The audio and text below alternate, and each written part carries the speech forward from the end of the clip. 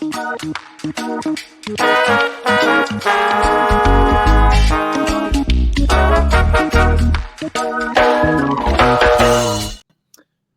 up, everybody? Welcome to another episode of Representing the Resin. My name's Jameson Balborn, and today we are joined by my good friend Eli of What's up, everybody? ET Farms. Eli, how you doing, bro? Man, I'm feeling good, man. It's nice to be back at home and enjoying the holiday weekend here, just chilling. You guys have seen me. I've covered 25,000 miles this year, so it's nice to just be here at the battle station and kind of regroup, get ready for this first part of the year. That's awesome, bro. Where are you joining us from? Southern Oregon. I'm in Grants Pass. Beautiful. Right on the Rogue River. Beautiful. So, as always on this show, we like to start at the beginning. So before we get into all the cool stuff you're working on today and all the cool stuff you've accomplished, let's, tell us about yourself. Where'd you grow up? Oh, man, I was born and raised in San Jose, California. Born in 84. So I'm an 80s baby and a 90s kid. Let's go. So what was, talk to me a little bit about childhood. Like what was family like? What was school life like? What were you like? Yeah. So I grew up, I was on the west side of San Jose. Pretty typical, early 90s, mid 90s life. It was like, you get off school, you get out of your school clothes and your parents are like, okay, go outside and disappear and don't come back in till the street lights come on. And once those street lights are on, you better be your ass at the table with your hands washed, ready to eat. Yeah, I'm got an older brother, have a younger sister. I'm the middle kid. Kind of went all around San Jose all the way through my elementary school years, like Sunnyvale, Santa Clara, just kind of everywhere in San Jose. Grew up. My grandfather was one of the ones that raised me. Our parents had to be at work, and my grandfather was an 18-hour-a-day worker, so he's spare time I was digging ditches or putting insulation in ceilings and doing all the construction work that child labor probably wouldn't let us do these days. What was school like for you? Did you enjoy it? School was good, man. I feel like, I was a prime target for the Ritalin generation. I feel like a lot of my early years, I felt like I was kind of in a bubble. I felt like from third grade to eighth grade, when my family had decided that was the route to go, as a lot of kids in the 90s, I feel like it wasn't until I came off of Ritalin and onto cannabis that I really started kind of putting life together, I mean, school was good. My brother was only 2 years older than me, so we were always right around the same grade and same classes. So we rode to school together. He was a right-hand man for me for most of it. It wasn't until my, seventh grade year, I moved up to the East Bay, or east of the East Bay, to a little town called Livermore that was blowing up at the time. And then that's where I finished up school. I went to high school there. I went to Livermore High. And then, that's pretty much my school. I really enjoyed school. I think that probably history was my favorite. My brother's a huge history buff. He's a major in U.S. history, so it kind of rubbed off on me. Family's got a lot of history here. We're a pre-revolution family in America. So my great-grandfather, who my middle name's after, was documented as one of the great last American Western cowboys out there, cattle wrestler. Like we're America. So talk to me about cannabis, man. Like growing up, being the middle child, were you exposed at an early age to cannabis? Like when did you first become aware of the plant? I think that it was probably the first concert my dad ever brought me to. And it was Page and Plant from Led Zeppelin. And we were sitting at Shoreline Amphitheater, and I'm, just smelling this smell. I think I was in fifth grade or sixth grade. And I was smelling this smell. I'm like, man, what is that? It smells like a skunk or something. And my dad just laughed. He rolled it off like, oh yeah, it's just a skunk. Don't worry about it. I think the first time that I put eyes on it, I think it was in our little bad middle school days when I was stealing cigarettes from my dad, and we were all hiding off in the park trying to go and smoke. The older kid, I think he was probably 2-3 years older than me at the time, he had just brought this Ziploc bag, and it was just like, from what I can remember, it just looked like green grass clippings. Really, I didn't really know what to think, but that smell, it like brought me back. I'm like, oh, that's what I smelled at that concert. They were smoking it. I don't know. I was too busy trying to be a cool kid and smoke a cigarette back then. So kind of went on to a couple more years till my 8th grade year. And then that's when I was kind of trying to transition off of Ritalin and talking to a lot of kids at that time. And I was like, I really think that I'm ready to experiment with, marijuana at the time.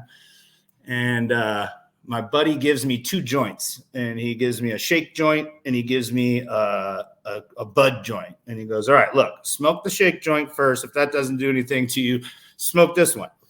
So I bring it home. I have it in like a little fruit snack pack in a Ziploc, and I think I'm all shady and quiet. And I get it to my house, and my mom's like, what do you have on you?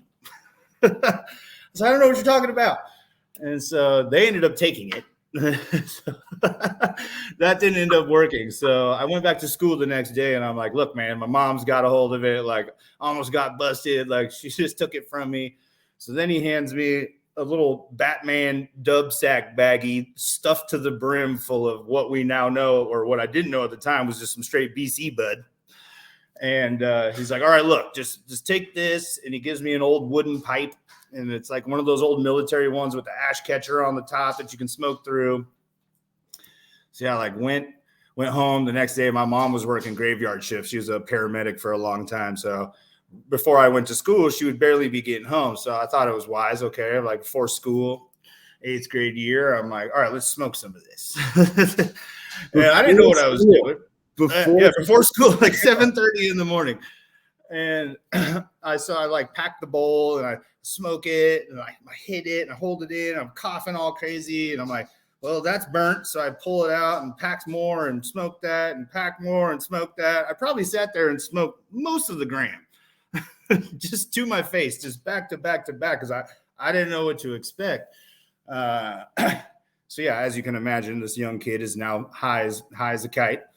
And I walked back inside and I sat down on my couch with a Costco-sized box of those Fruitio fruit snacks you used to put on your fingers. I think my brother caught me when I was like, I don't know, 20-something packets deep. And he comes downstairs and he's just like, yo, what are you doing? And he was always the straight edge. I was the middle kid, trouble kid. And I was just like, I'm so high right now. And all he had to say is like, well, mom's going to be home in like 20 minutes, right? So I freak out. I call my friend. I'm like, who gave it to me? I'm like, dude, I don't even know. Like, how do you get unhigh? He probably, I can only imagine his face. He goes, well, and this is like no cell phones. We're talking on the house phone. Like this is, and he goes, the only thing I can think of, Eli, is fill your kitchen sink with ice water. And he goes, and dunk your head in it and hold it in there as long as you can for as long as you can. So I took heed and I was like, well, maybe that'll work. So I'm just dunking my head in this water. And all of a sudden I hear the garage door open. And the roll-up door's coming up. I'm like, oh, there's my mom. Oh, shit. So by the time I got the last ice cube out of the sink, I go running upstairs and act like I'm still sleeping for a little bit. And I think the rest is history from there. But yeah, no, it was a wild experience. I ended up having to like go to school, and I'm just like, first time and smoking a gram to your face, your first time, like I was lit beyond words. That's for sure. That would have been a tough first day. That would have been a tough day at school for anyone. And my friend that kept giving it to me, he kept fucking with me, but he kept feeding me snacks. And so yeah, that was my first exposure to it. That was and then from there, it was really kind of on into high school. Like that was kind of the latter part of my 8th grade year. And, I approached my parents that I had tried it, and that I was like, it had really changed my perspective on like, wow, I was in a meth bubble for the last 5 years on this Ritalin that you guys were pumping down my throat. And, so I told them, I was like, I'm not using that anymore. And I was like, I found something that's really working for me. And, I was young and they weren't really ready to hear it. They were 80s parents. So they knew the gig. I wasn't hiding anything from them, but, yeah, it was kind of freshman year, met the, the seniors and the guys that had graduated the year or two before. And that was, east of the East Bay, where the 5 connects to the 580 to the 680 is a huge transjunction for the Bay Area traffic. So it was tons of BC bud coming through there. And that was pretty much a lot of most of it through high school was just, getting the sacks from the older guys and smoking at lunch, deciding whether you're going to buy a burrito or whether you're going to smoke weed that day. Or That was kind of my entry. Were all Easters at that time, or were you getting? Funny enough, I didn't even see like Mexi brickweed until my senior year. It was in my buddy's ashtray of his '88 Cutlass that we were just like bumping. Brother Lynch hung and just dumping around, smoking weed, and I was like, "Bro, what's that in your ashtray?" And I was like, "Is that like grass or something?" And he goes, "No, that's Mexi, bro. That's what we've been smoking before the BC came around." I just like took it. I'm looking at it. I'm like, "This isn't weed." Probably my sophomore year into my senior year is when like Champelli. I mean, we were blessed with getting champagne around the East Bay area. I got to get introduced to some of the first skunks that came out. That was, I think, the only weed that I ever had in a jar, and you could still smell it. It was was it? What was your memory of skunk? Like, what did it was too much. I was so used to BC bud. My buddy comes around the corner. My buddy, he's a chef now, Chef Jeremy, and he was my little high school buddy. He comes walking down the street, and I can smell it before he even gets 100 feet to me. I'm like, "Man, what do you have?" And he goes, "It's the Glen Doge," and that was one of his older buddies, Glenn. And I was like, "All right." So he's like, "Man, smoke this," and all we had was an apple at the time, so. Apple rips, and I am coughing and choking and like, "That's too strong." Like, what? No, that's not weed. It was really kind of my first intro into my memories of like what quality grown cannabis was all about. I mean, it was cured right. It was, everything that we got from BC was pretty moldy and wet and just smelled like pumpkins. Really, we got kind of the tail end, as we were young. Yeah. That skunk I would say would probably be the most standout of the first true like connoisseur experience in smoke that I had ever had. And I mean, not to like sidebar this too much, but like, what are your thoughts on this matter? Like, do you feel like it's still held and around? Do you feel like it was gone and lost in raids? Do you feel as though like the skunk itself? Yeah, the skunk. Man, it's been a long time since I've seen anything that I would compare to what I can put my feelers on that memory. I know that as of recently, there's a lot of the roadkill skunks and a lot of the East Coast people that have held on to the varietals for a long time that are claiming to be the old school skunks. I would say that I haven't been doing my due diligence and hunting those out for the last like 3 or 4 years. I've been, focusing on other genetics, but I mean, I think that as a godfather to most of the strains that we have these days, I would hope that somebody's holding on to that heirloom. There's just been some commotion around that specific strain and individuals saying they have it and may not having it. And, us not really being able to replicate or produce a line that is a roadkill skunk, like smells like a roadkill skunk. Yeah. Flat possum on the highway. Yeah. Yeah, exactly. But yeah, I don't want to detract. I want to get back to your story. So, by sophomore year, you're really into cannabis. You're sort of tapped into the culture. You're starting to see, the high end and the things coming through the California sort of pipeline, so to speak. What came next for you? Like, did you start moving? What was your next move? I think from there, like my senior year, I think is when it pinnacled for the high school flower. I think that's when we finally saw that pink champagne. And that was just, to this day, I pray that somebody has that laying around. So it was astringent. It smelled like champagne. It was pink. The pistils were beautiful. It's like the trichome coverage was just, I mean, I look at strains nowadays. I'm like, man, I don't even think they were as frosty as that was. So yeah, that was kind of the pinnacle, man. I ran track, I was a 4x1, 4x4 and 100-yard dash track runner. I'd come to track practice stoned and beat everybody in foot races. I brought Livermore High all the way through the state finals, beat DJ Williams, who went to the NFL pros the next year in a 4x1 race. So it was pretty athletic. And, at that time, right as I was getting out of high school, I had chosen to join the Marine Corps. My junior year was 2001 when September 11th happened. And I got a long line of military history in my family. And, I kind of allowed cannabis to stay there, but really started focusing on the career ahead of mine that I had chosen to do. So by the end of my senior year was really starting to get into full Marine Corps mode. So kind of started putting cannabis on the back shelf. I mean, just because I knew I wasn't able to smoke it. Like I had to tell the recruiter that I had only ever smoked it 3 times in my whole life, and just had to really kind of get into U.S. government mode, you know. Would you say 9/11 was that catalyst that promoted that career decision, or were you always kind of interested in?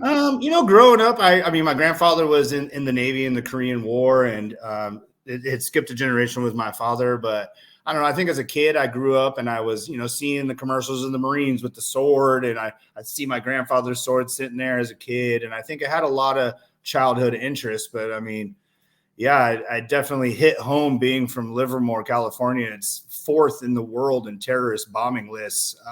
The lab there is where Reagan built all the, satellites to knock all the nukes out of the sky, the Space Wars program. So yeah, I went to school in the morning, and my buddy was listening to AM radio, and he says America's under attack. And I thought he was just joking, talking about some radio show or something. And, you know, all of our teachers sent us home. And I think at that point in time, you know, it was, am I going to go to college? Am I going to look at this track scholarship, you know, all the way across country? Chapel Hill in North Carolina was looking at taking me on under a 3-quarter ride track scholarship. You know, one of my best friends, Justin, he had pretty much pulled the trigger, and, you know, he's one of my good friends, and it was something in the back of my head. And yeah, I think that did solidify a lot of it, you know, just because I was in it and I was a high school kid and I was ripe at the age of recruiting. And I think it all just kind of fell into my lap at that point like that. So like, how did you walk into the recruiting office and say, sign me up, or like, how'd that whole my friend had already been working with a recruiting officer that was the local recruiting officer in town that was pretty much talking to all the high school kids from both the major high schools in our area. And it was, like I said, you know, I was the pothead kind of lackadaisical kid. I wasn't your typical, you know, jarhead mentality of like, let's go get some. And, you know, it was an interesting decision. And, you know, if I was going to decide a branch of the military, it was always going to be the Marines. So yeah, then I went into the recruiting office with him one day, my friend that was going already. And yeah, just kind of started the path to, you know, recruitment, which was taking your ASVAB tests and going and getting all these physicals and the process of getting into boot camp. So that was 2003. I actually ended up on the yellow steps of MCRD San Diego, which is where they train Marines down there, standing on the yellow footprints, which is green light, go, you're about to get thrashed for the next 13 weeks. And I'm like, it's St. Patty's Day. Like, I should have a Guinness in my hand. Like, what am I doing standing here? But yeah, I mean, it was a career path that I'm glad that I chose. You know, I wouldn't take it back for anything. You know, we did a lot of stuff for the U.S. government that I'm not going to go down that channel. I don't think this is what this is here for. You know, I love this country and I love everybody in it. And I think that I went and fought for the freedom that I thought we were fighting for. And yeah, I think 2007, moving forward, getting out of there. I was in San Diego, and an Army recruiting officer was trying to give me 2 pay grades in any job that I wanted, but I found out I was having my son like a week before. So I was respectfully declined and took back off up to the Bay Area. A hot mess, 21 years old, not knowing up from down, left and right, not really getting any support. You know, we were really vilified for taking on the roles that we took on over there by a lot of people. And so, yeah, I was pretty lost in the sauce, you know, honestly. Like, I didn't really know which direction to go. I knew that I had my GI Bill and I could work towards college and everything with that.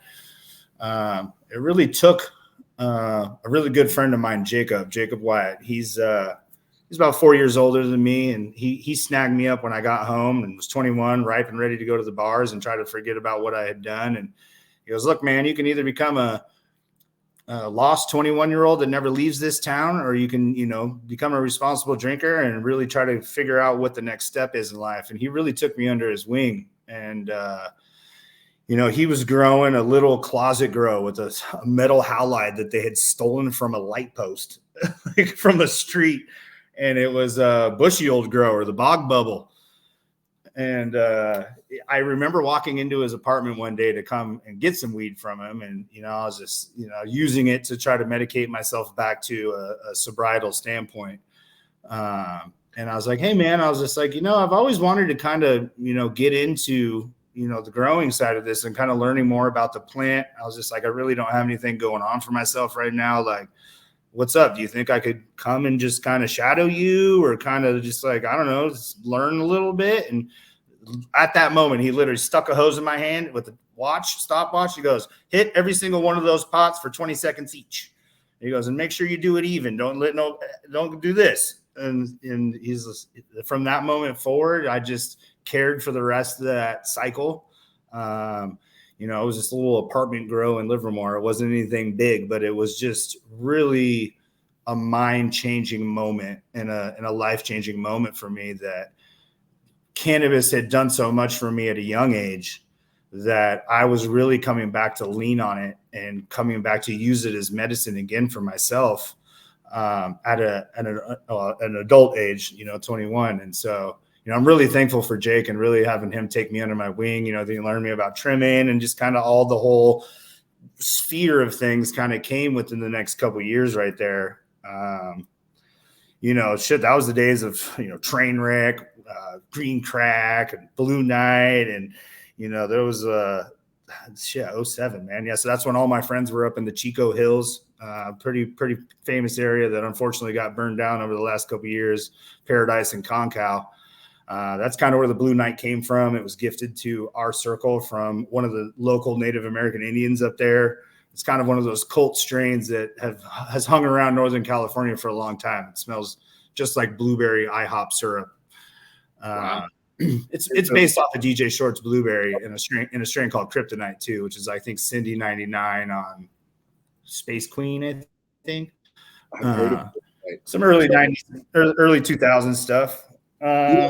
Yes, I mean, I think just from there, man, I think, just a couple of years had gone by, and that's kind of why my tagline is started in a tough shed and now I'm here. Like, I was living on my family's property and I went to Home Depot and I found this 8x8 tough shed, and I was just like, okay, I can sneak this in the backyard. Nobody will notice. So the day the tough shed's there and they're installing my tough shed, here comes my grandfather and be like, hey, Eli, what you got going on there? I'm like, oh, it's just storage. Just not enough room in this little double wide that I was staying in the property. And he goes, okay. I mean, we have 30,000 square feet worth of warehouse in the back of this property. So storage was a little far-fetched for him. But yeah, we powered it up, man. We got a cool tube, one of those old 60-inch long ones, had 2000s on each end, and slapped it to the ceiling, and had 2 3x6 trays in there. And I had cables for the lights on a pulley system, so I could move the lights back and forth throughout the days. I'm like, seriously, there's this much room to walk through. But that was my friend Aaron Cuddy. He was the one that really kind of primed me. He's like, look, dude, he's like, I have all these genetics. He's like, you obviously want to be in this. Let's do this. And so yeah, those were the AF pack, all the early bananas and strawberry kush, and man, what else did we have from them? Were you getting your resources, as far as cultivation information, just from those individuals around you, or were you active on the forums at all? Not really. I wasn't really active on the forums on the internet back in the day. I mean, I had the Ed Rosenthal Grow Bible, but I had just kind of looked to the friends like Aaron. He's from Humboldt County. He's born, bled, and raised there. So a lot of the resources has come from his history, and them being a little older than me and seeing my anticipation and seeing my drive to really I want to do this for more than just, a hobby. This is something that means something to me. So, just rock that first tough shed for probably a good 2 years. I was super fortunate. There was this old school dispensary in San Francisco that opened up in 96. It was one of the first ones. CMC was the name of it. You could go in there and you could buy an eighth and you could hand it to them and they'd roll you joints. They had a smoothie bar, a coffee bar. You could sit. It was a true coffee shop vibe. And I went in there one day when I heard there was a bunch of clones and teens in there. And I saw this guy standing there that was kind of running it. Didn't really know who he was, but I mean, he had all the DJ Shorts blueberries, like OG Affy. Like he had all sorts of cool big plants in there, which normally wasn't in this place. And so I went up and talked to him for a second and got a couple clones from him. And I went back and sat down, and my friend was like, "You know who that was, right?" I'm like, no. He goes, "That's DJ Short himself. Like you were just talking to the man, the myth, the legend. Like these are all his personal plants." And the feds were nice enough to give this club 30 days notice. They're like, "You guys have been so good to the community. We'll allow you guys to operate for 30 days more." So then knowing that, I go back over to him and I say, "Thank you for, all the things that he had done." And we grabbed all the blueberries, the sativa, the indica, and the hybrid. He gave me chocolate. He gave me all sorts of stuff. And I think that was kind of the time. I had the tough shed. I had a little room in my double wide that I was using for my veg area. That like genetics really started mattering to me. Like really knowing what I'm growing and really like appreciating the genetic side of it and what the breeders are doing. I mean, this plant, as we know, look how many thousands of flavors it's given us. So yeah, that was. So were you holding mothers and pheno hunting and going through seeds at that point, or were you just holding the packs for a later time when you'd be more prepared? Less on popping seeds at the beginning because I had just been gifted all these bomb moms and teens. But yeah, the first hunt that I hunted was the Chocolope that he had given me. And I mean, he had a little fanny pack on with about like this big of seed packs in it. And because he was DJ Short, there wasn't 10 seeds in there. There was like 60 seeds in there. And I got it for like $100. And so that was really like in my sativa days. I loved sativa back in the day. It was that espresso coffee. Woo! As we all know, if you guys remember, chocolate was like 90% sativa. So yeah, that was the first one I ever did. It was a lot of like cantaloupe hazes that came out. I was really looking for, what we knew is getting on BART in the mornings and going and buying chocolate Thai from the Rastas in Berkeley. Like I was like, where's this chocolate Thai at? That's what I was really looking for. But were there any other equatorials from his lines that had those same effects as the Chocolope? I haven't. I mean, personally, I'm pretty sativa as it is. I haven't really felt much more of a big sativa like that than maybe some just like old school like purple hazes and things like that. But as for sativa type energetic flower, Chocolope's been my pinnacle. My mom came in on me and my brothers after we smoked a joint of it. She goes, "What are you guys on? You guys are like doing this and talking really fast." I'm like, "Mom, it's this Chocolope. I love it." Oh, that's awesome. Okay, so continue from there. You've got the shed. You've connected. You're getting more into it. What comes next? I mean, I think that was just some classic. I think between there and like 2011 through 13 was just some classic Bay Kid stuff.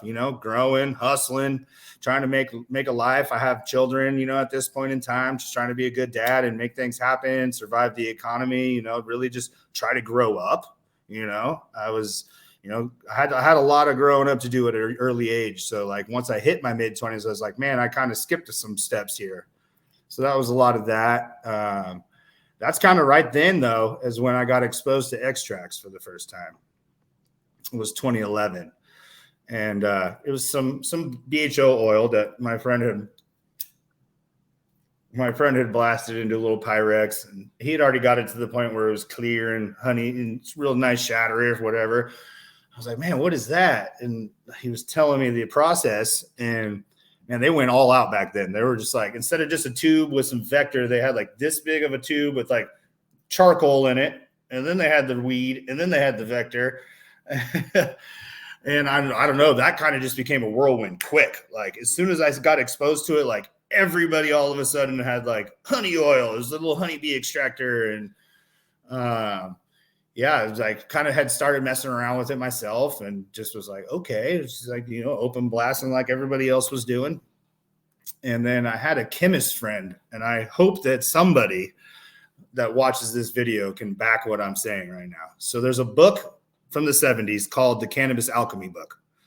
And within that book, I'm sure you might have it on the wall. Within that book, it talks about isomerization. It talks about isolation. It talks about all these things, and it has all of the chemical properties and way to do it written within the book. There we are. So my friend was working at a lab in Berkeley that was specifically like stripping DNA apart and being able to like mess with it on a genetic level. So for lack of better words, he borrowed some lab grade ether every day that he was leaving work. So after about 6 months of him borrowing some ether, we had a little 500 ml jar. And so we were going to attempt to make pure Delta 9 THC. That was the isomerization process. So I'll try to run through it quick, but it's blast your BHO, which we started with Trainwreck. Blast your BHO. Then once you have you're kind of wet, getting towards batter style consistency, we put that in a siphon filter and we poured the ether on it. That melted all the butane hash into ether hash. We allowed that to sit in the siphon filter for 8 hours and drained the bottom and got all the particulate out. Now we had this neon yellow floating ether hash inside the siphon filter. Then we put it back into a pot and cooked that down. And now we have this ether hash jelly that was just one rip and just sent you to the moon. And obviously there was probably tons of ether still in it. So then from there, you take 99% pure sulfuric acid, which sounds crazy, right? You're like, acid? What do you mean? And so, yeah, you weigh the ether hash and then you put the sulfuric acid per 1 drop per gram. So now you've isolated and attached that acid, and it's supposed to take all the THCA and turn it into Delta 9. But now you have an acidic product that we poured lab grade sodium bicarbonate, basically baking soda, and poured that in it. And now we're like, okay, great. We ruined it. Now we got this sludge sitting here, and you got to pour that through salt. And then basically what comes out is like a sugar consistency, sugary battery kind of consistency that, I mean, we didn't have dab rigs back then. We had hookah coals and hot knives. But yeah, no, that's, I think, the furthest point that we had pushed science at that point with extracts is going off this book. My chemist buddy was like, luckily you guys didn't do it directly out of the book because the publisher flip-flopped some shit. He goes, you guys could have blown up straight up. So he's like, don't trust what's in the pages. Yeah, that's wow. Yeah, that was kind of my experience. And man, there would be people, we'd just come over and just people would be staring at the wall for 3 hours, be like, what is this? I'm like, don't worry, it's weed. So were you hit? I mean, how long till you took your first legitimate hot titanium dab or swing nail dab? Like, was it a while? Man. Did that happen? So, no, honestly, probably right around the same time. So my buddy Josh Stone, he's the holder. He's in the Canna Bible 3. It's his banana. It's his bull rider. It's his strawberry kush, his original pure kush. Amazing glass blower. He gave me and my friend Aaron that I was talking about literally, and you can dig the history, one of the first, if not the first, nails and rigs. It was a 10 millimeter bubbler attachment, male to male. It had the glass nail on top of it, and it had a dome. It was beautifully wig-wag worked blue. I cursed the day that my buddy's ex-girlfriend accidentally broke it because it should have been in a museum. But yeah, we went around to the biggest smoke shops in California, all around the Bay. Big Al's in Berkeley. We were Up and Smoke in San Jose, Paramount Imports, like all the big glass houses. And they looked at us like we were some straight druggies. They're like, what is this? You're like, you got to hit it with a torch, and then you put the what, and you got to do this. And we're like, yeah, trust me, this is what's coming. Like, and nobody believed us. All of them turned us away like we had some meth apparatus in our hand.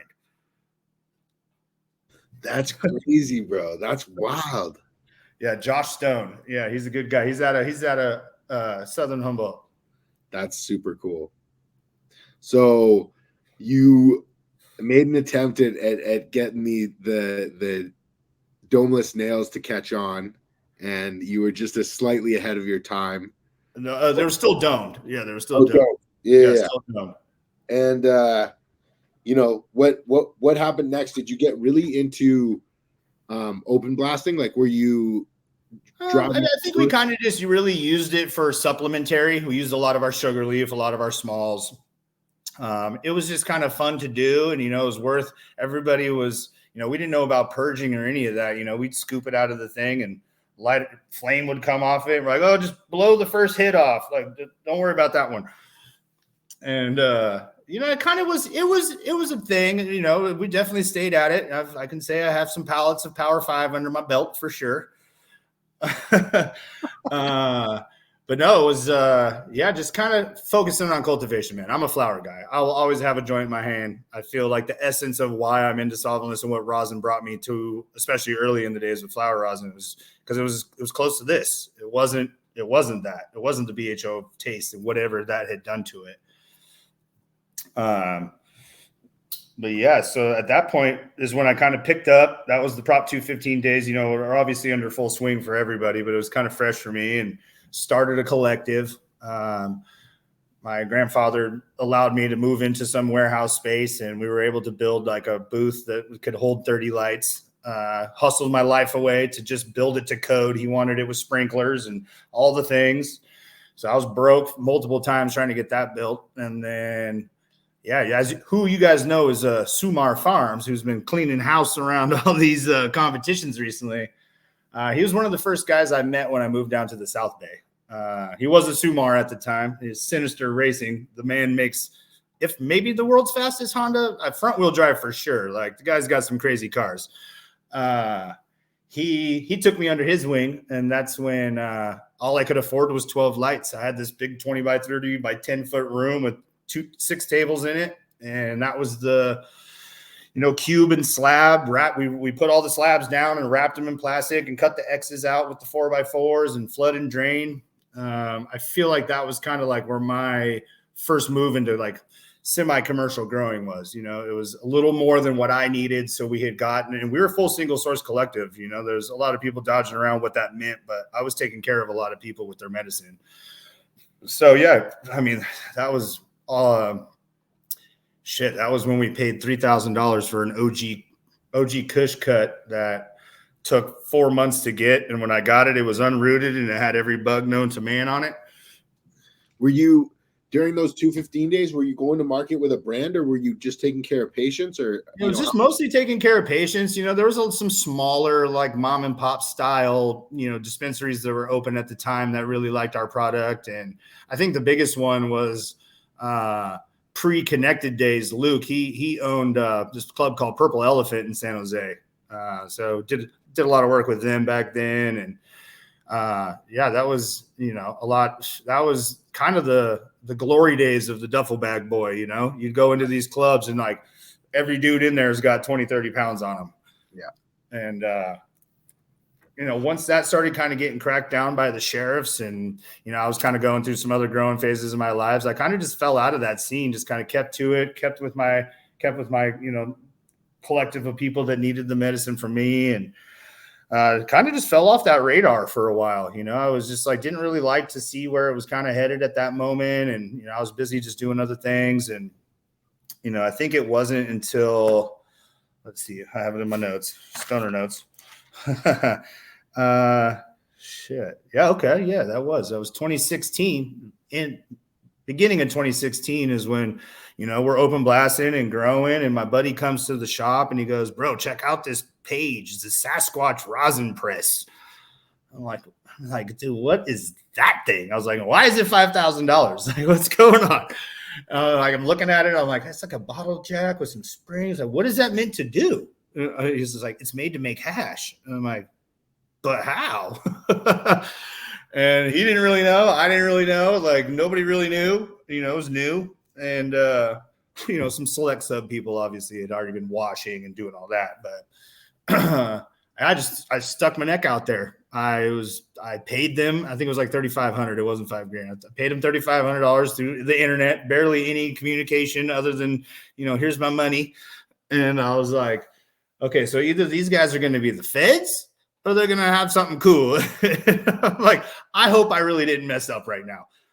And I had ended up getting a leg injury where I couldn't make it up to the cup that was happening in San Francisco. So Joel and Jessica and the Matt and all the squad from the beginning of Sasquatch came to my property. I just invited them there, which I never invited anybody to. I was like, all right, well, here's the moment of faith, right? And they showed up and they were the coolest kids on the block, right? They were just so humble, and like they're like, here's your machine. It was beautiful, bright, shiny thing. And like my buddy was literally open blasting at the time when it was getting delivered. And I was like, hey, put that shit away. I was like, come check this thing out. And I was like, I happen to have a bunch of trim bin sift laying around.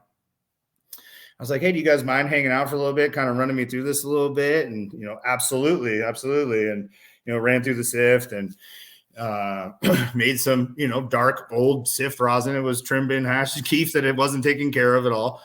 But yeah, as they were leaving, I told them, I was like, I really want this to be, I see what's happening here. I don't know. I hadn't seen it, but I was feeling it. And I was just like, I don't want to do this blasting anymore. I was like, if we can do this with literally, I always call it, and I always will. I'm like, with a fancy panini press, like, I was like, this is the way to go. And so yeah, Joel invited me down to Temecula to their headquarters. I said, hey man, I just want to kind of learn a little bit more about what's going on here. I don't want this to be a little shop toy collecting dust. Like, what's good? Let's put this thing to work. And invited me down with open arms. And I spent first day and a half there, and then that's when Phil, Soil Grown Solventless, he was standing on the other side of the warehouse, and I was talking with Joel, and I was just like, something about washing, and he goes, oh yeah, why don't you go talk to him? He goes, that's Phil. He created rosin. Why don't you go over there and chat with him?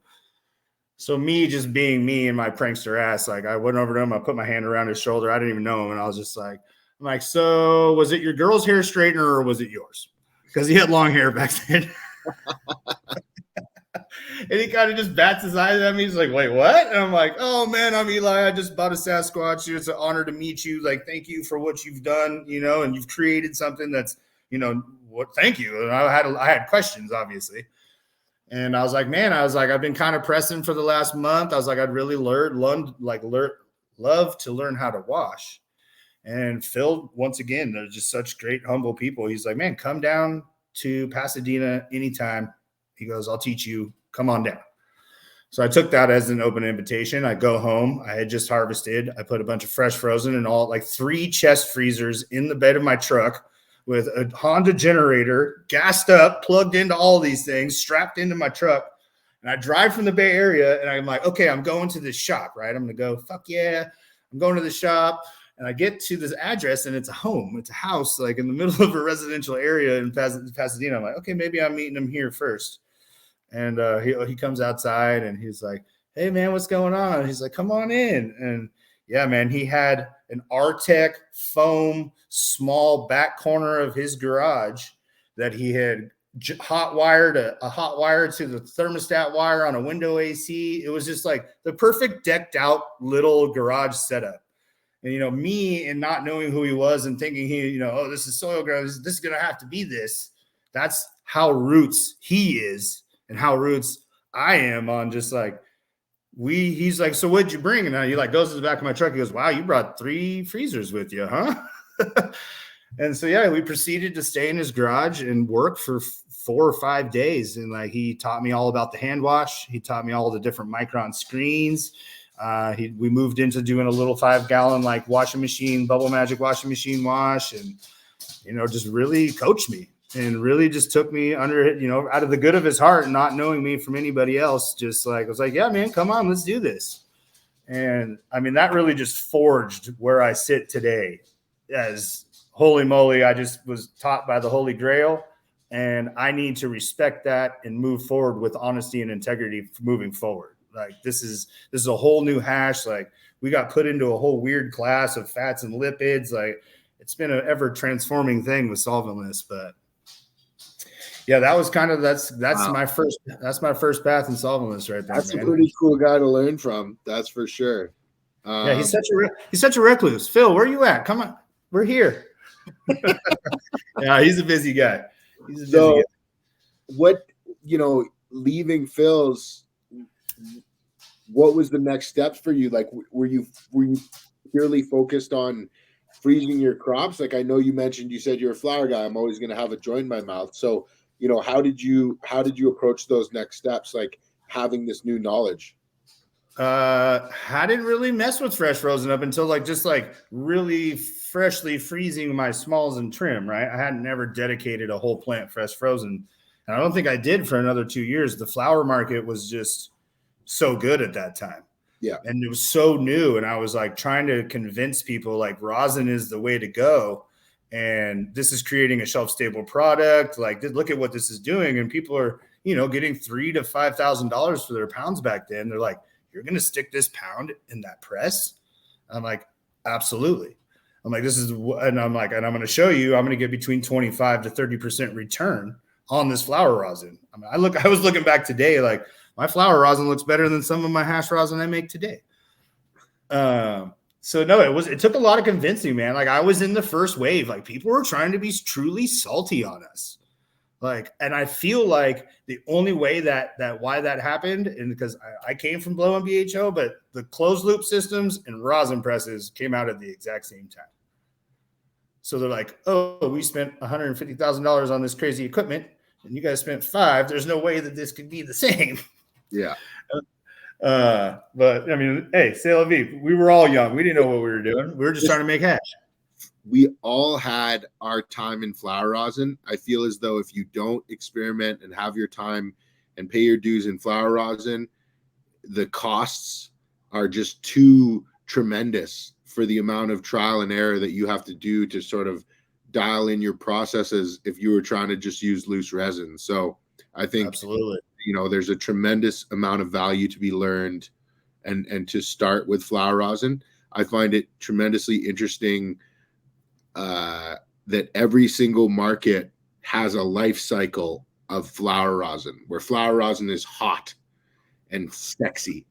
And and it's so interesting because it goes from the coolest thing to very not cool very quickly. But during why are you doing that again? Yeah.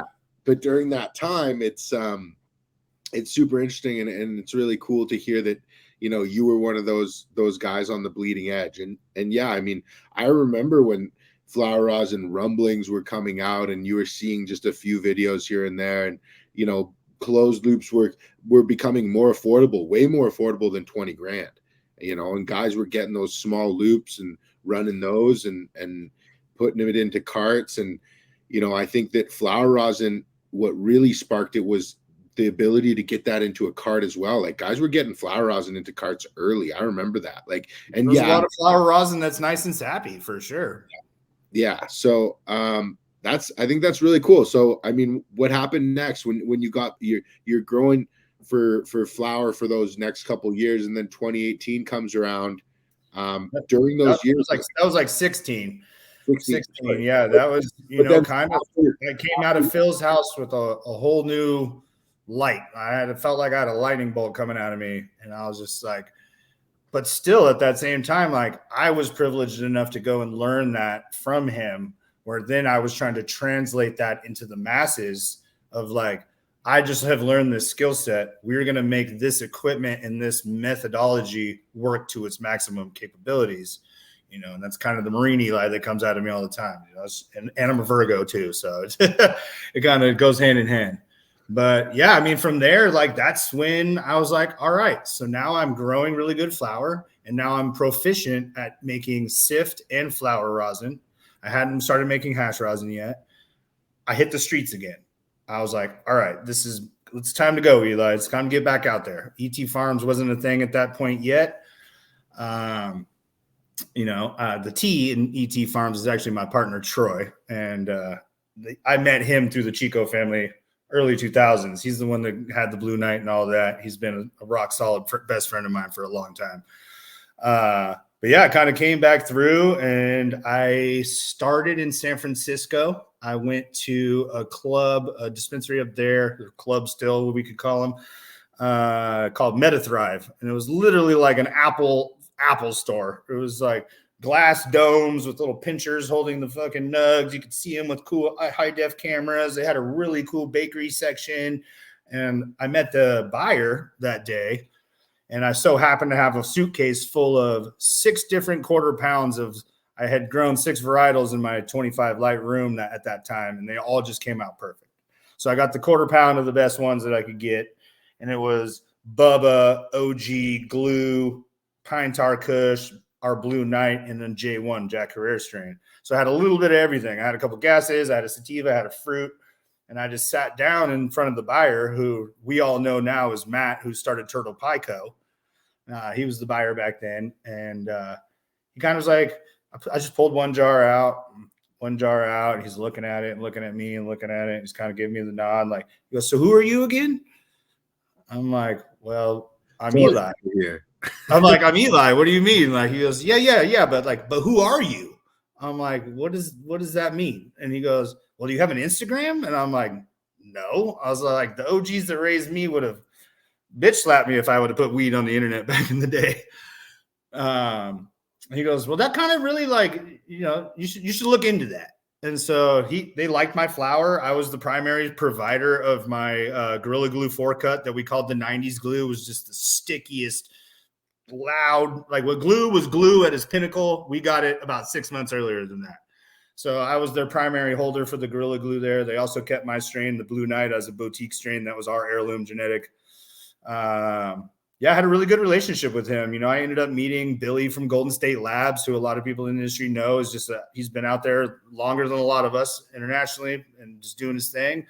He met Drew from Green Dog Collective, and it was kind of all of us I felt like we're starting to blossom right when we all met Turtle Pie through MetaThrive.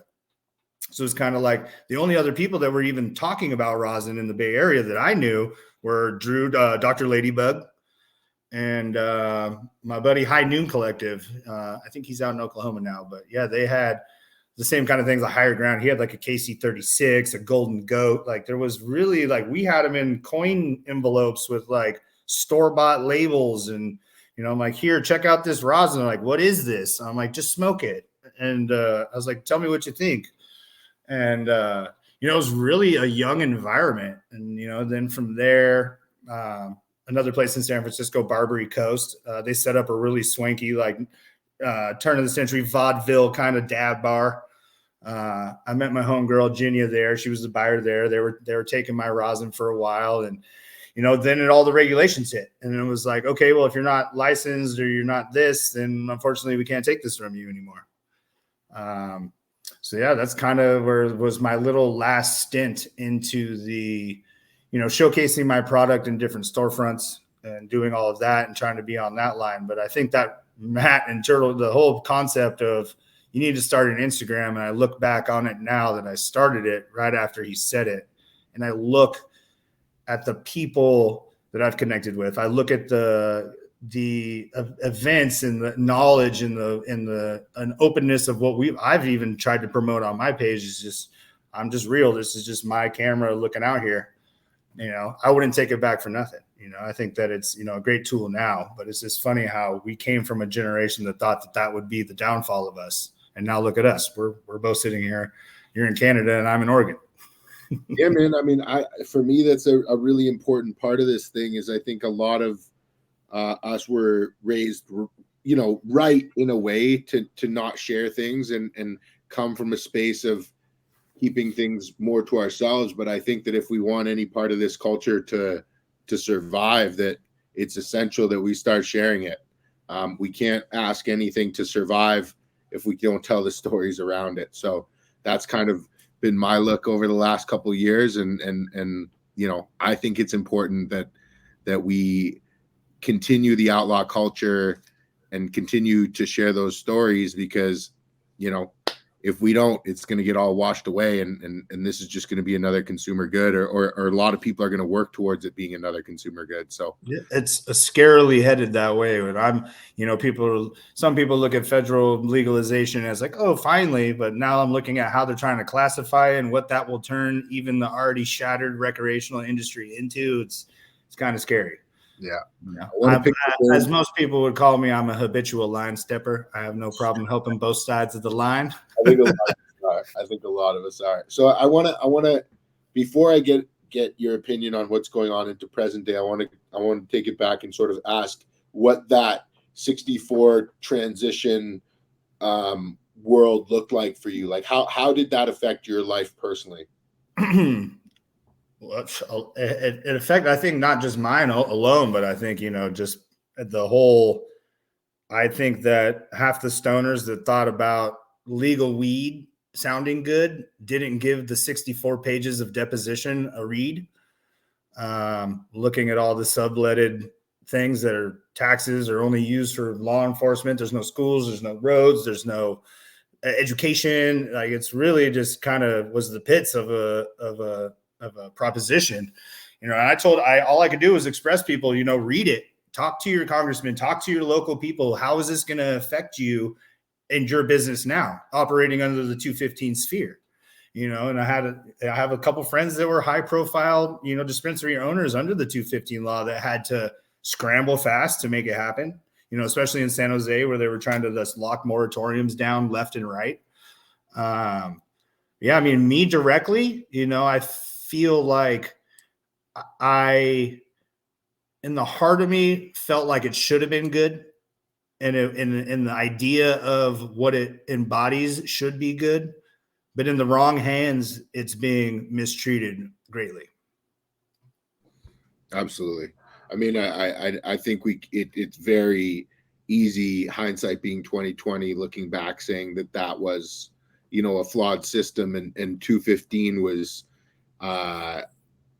you know, a much more functional system to create sort of an ecosystem and grow a culture and a community and commerce. So it's really interesting to see what's happening. It's sad to see what's happening in California, but you know, what was 2018, what was your decision? Like, you just started your Instagram, you're now moving back away from a brand, and you know, what was your next step there?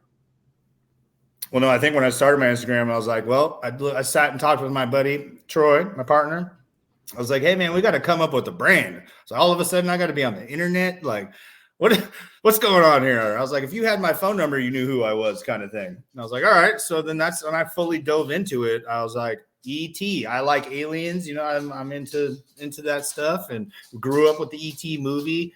I'm Eli. He's Troy. Like, it all just kind of fell in. I was like, ET Farms, man. And I was just like, my tattoo artist, you guys all see on my sleeve, JT, he's one of my brother's best friends. He actually did the logo as a oil on canvas painting for me for the first time. I have that put away in my safe, and then got it digitalized from there. So yeah, from there, I mean, that's when I was like, okay, if this is really how it's going to go, it's kind of we're waiting for the sunset of Prop 215. We need to be serious. Went and got Ben Rice as a lawyer, got our actual portfolio together, got all the official signatures together, had our binder for distribution, transportation, all the whole nine, which we could have been having the whole time, but you know, black market things. So yeah, I mean, I think that transition like really put me into like 2019. It was just kind of running with Resin, man. I was really part of the Sasquatch family early, and like I loved going around to the events with them, and I helped promote them a lot. Like I spent a lot of my time really trying to get the culture into not just Sasquatch, but you know, there's a trusted brand. You know, they built a brick shit house right there. You know, so yeah, kind of into 19, like that's where I think the hardest, I think it was the most adventurous and yet the hardest year of my life kind of happened at that point. I was asked to be the head cultivator at the lemonade and cookies facility in Oakland. That Growing Passion had just the whole Mesh Ventures thing happened, where lemonade and cookies all came together, and it was 488 light flowering rooms and like a 300 light veg room, triple decker. And that was just half of it. The bottom floor wasn't done yet. So I guess I would say enter the Skrill. I don't know. Some of you guys know Uncle Skrill Mo, Skrilly the Kid on Instagram. He's my buddy Will. He's from the East Coast. He's crushing it. You guys definitely check him out. But yeah, we went it together, and he was the operations manager and I was the head grower. And, you know, it was a facility that it cost a lot of money and it just wasn't quite there yet. And it was a transition to where I thought, okay, this is the next plateau of my career, is growing on this level. And, you know, it all kind of came crumbling to a short up after about 9 months into it. And we moved on, and we don't need to go down the details with that. But, you know, I think that's at that same time as when I was going through divorce in my life. Me and my ex decided it was time to split up. And So it's kind of like a career crash and then like a life crash all at once for me. And it was the first time I had felt that empty in a long time. And, you know, it took me a solid year to like kind of have my peers kind of be like, yo, Eli, it's, you know, come on, you're already in this. Like, it's time to keep pushing. And so, yeah, 2020, beginning of 2020, I went out to Santa Cruz. I'm sure some of you guys know the Three Bros Grow out there. There's like three brothers that are legend surfers from Santa Cruz, Tyler, Mark, and Russell. Those guys are awesome. Yeah, it was literally like a week before the pandemic. And we're out there negotiating. They had just built a lab there. They had inside cultivation, and everything was all micro business. And it was my first push into the rec world of hash. And that was, you know, 2019, 2020. And like when I was at Ego Clash in 19, I was like, Eli, are you working in the rec world? I think I was the only one. And so yeah, I got the Three Bros. We got them all turned on, got a sweet solventless program turned out of there. Their buddy Will's got some epic footage of us just making diamonds and like really showing the community like the solventless can be back on the rec market at an affordable price. And yeah, it was a really strange time to like navigate. The world is closed, but cannabis is essential. I mean, if you look back on it, that's because of the taxes, not the medicine. But yeah, it was a wild time. Like it was, you know, I was seeing, you know, from that side of the organization with a family-based group, like the Bros are, like really seeing the benefits of somebody like me or anybody else that have put in the time and ledger to like solventless shouldn't be one or two companies monopolizing on everybody. Like it should be accessible to everybody. You know, we got pushed into such like the hashishan culture from thousands of years ago and all the way up to today. It's like this pocketed culty kind of thing of weed. You know, I would drive up when it's if it doesn't bubble, it's not worth the trouble days. You know, we were looking at hard time for going and getting bubble hash in Humboldt. Like, you know, so seeing it from, you know, the recreational side for the first time, it was a really, really great experience. You know, unfortunately, Three Bros had to circle through all their genetics catalog with a new thing that for pass testing, and you know, hopefully we'll get them back online soon enough. But yeah, that was kind of into the 2020s, and then that's when I took a turn and I went to my Santa Cruz group, who deep ties to Jack Herrera's circle, a lot of old timers deep in the Santa Cruz Mountains for generations.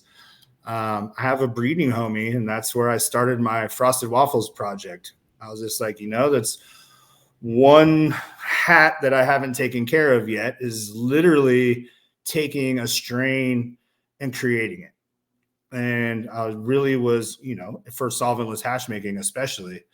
So yeah, that's where the Frosted Waffles project started. He has 4 20-light booths. Starts with the pollinating room, then the pick your teens room, then the flower room, then which ones goes, and back around again, and it goes. So he dedicates 80 lights to breeding. We went through probably 35, maybe 40 seed packs of the Cookies and Cream V3 from Exotic Mike. I really wanted a lemon dog leaning male. I was like, this male needs to smell like Kim Dog.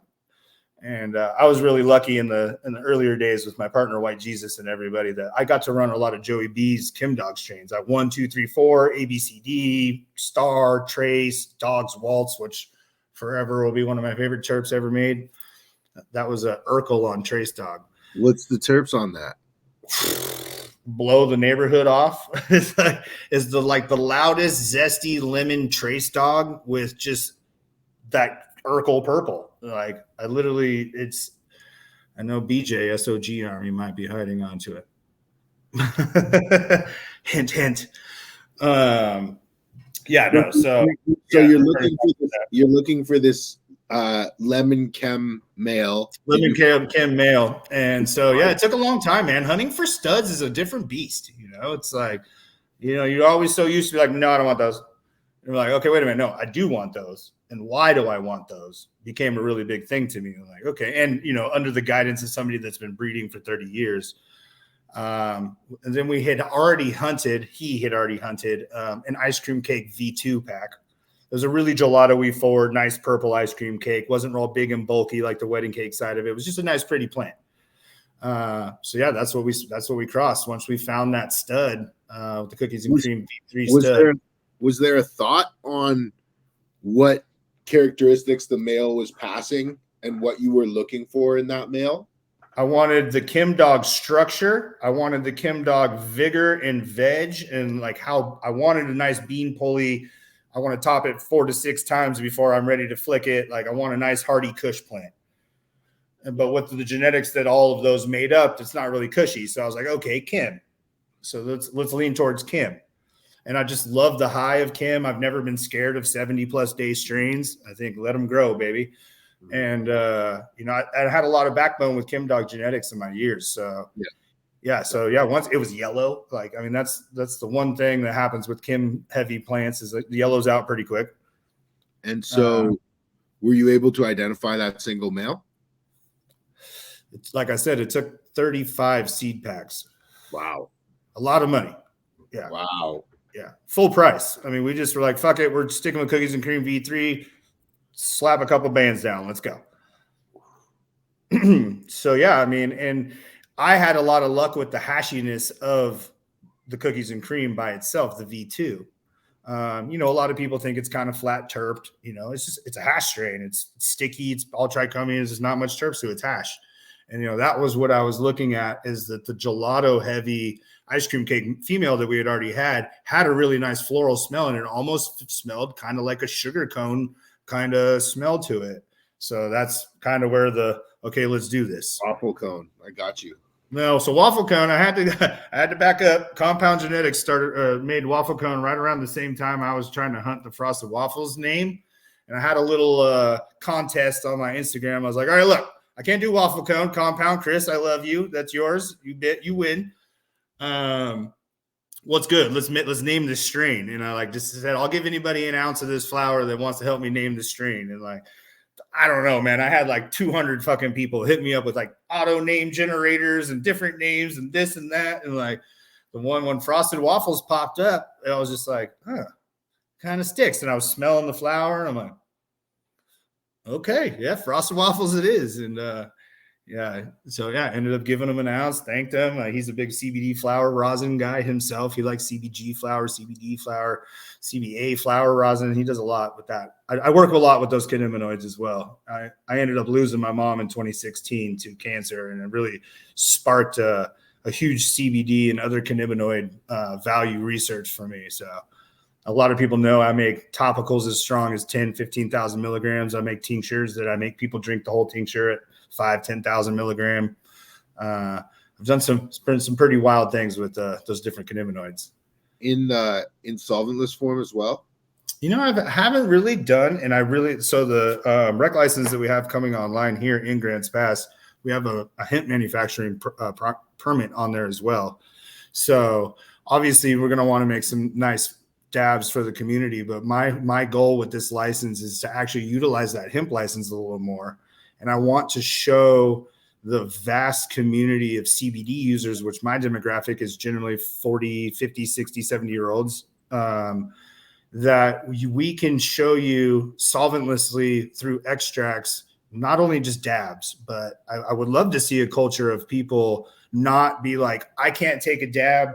I'm going to be stuck. I'm going to hallucinate my brains away.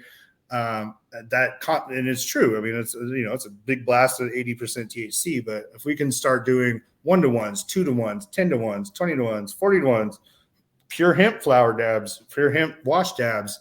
The only thing I ran into was pressing some, it stayed under the 0.3. It was the T1 hemp strain, and it was about 24% CBD. And I pressed flower rosin out of it and had it analyzed, and it was 60% CBD and 2% THC. So basically a 31, which falls well above the, which actually now it's 1%, correct? I think it's 1% that you can have, where before it's hot. It was 0.3 for a long time. Yeah, it's different everywhere, but right. I think that they've changed it to 1% as far as the farm bill in the U.S. goes. To my knowledge, it's crazy to me that it's that CBD gets put into this group, or if you're trying as a patient and looking at a dispensary, CBD flower, which should be technically if you're going off a THC rating, cheaper than hemp flower should be cheaper. It's more expensive than the top shelf flower that Alien Labs has or Connected has. It's more, and it's very rare to find in the California culture. Yeah. I'm here in Southern Oregon now, which is a hemp megaplex, and I've been really working with CBG, CBC, CBN. Like I have a lot of access to a lot of cool cannabinoids that a lot of the different countries not really messing with here. Yeah.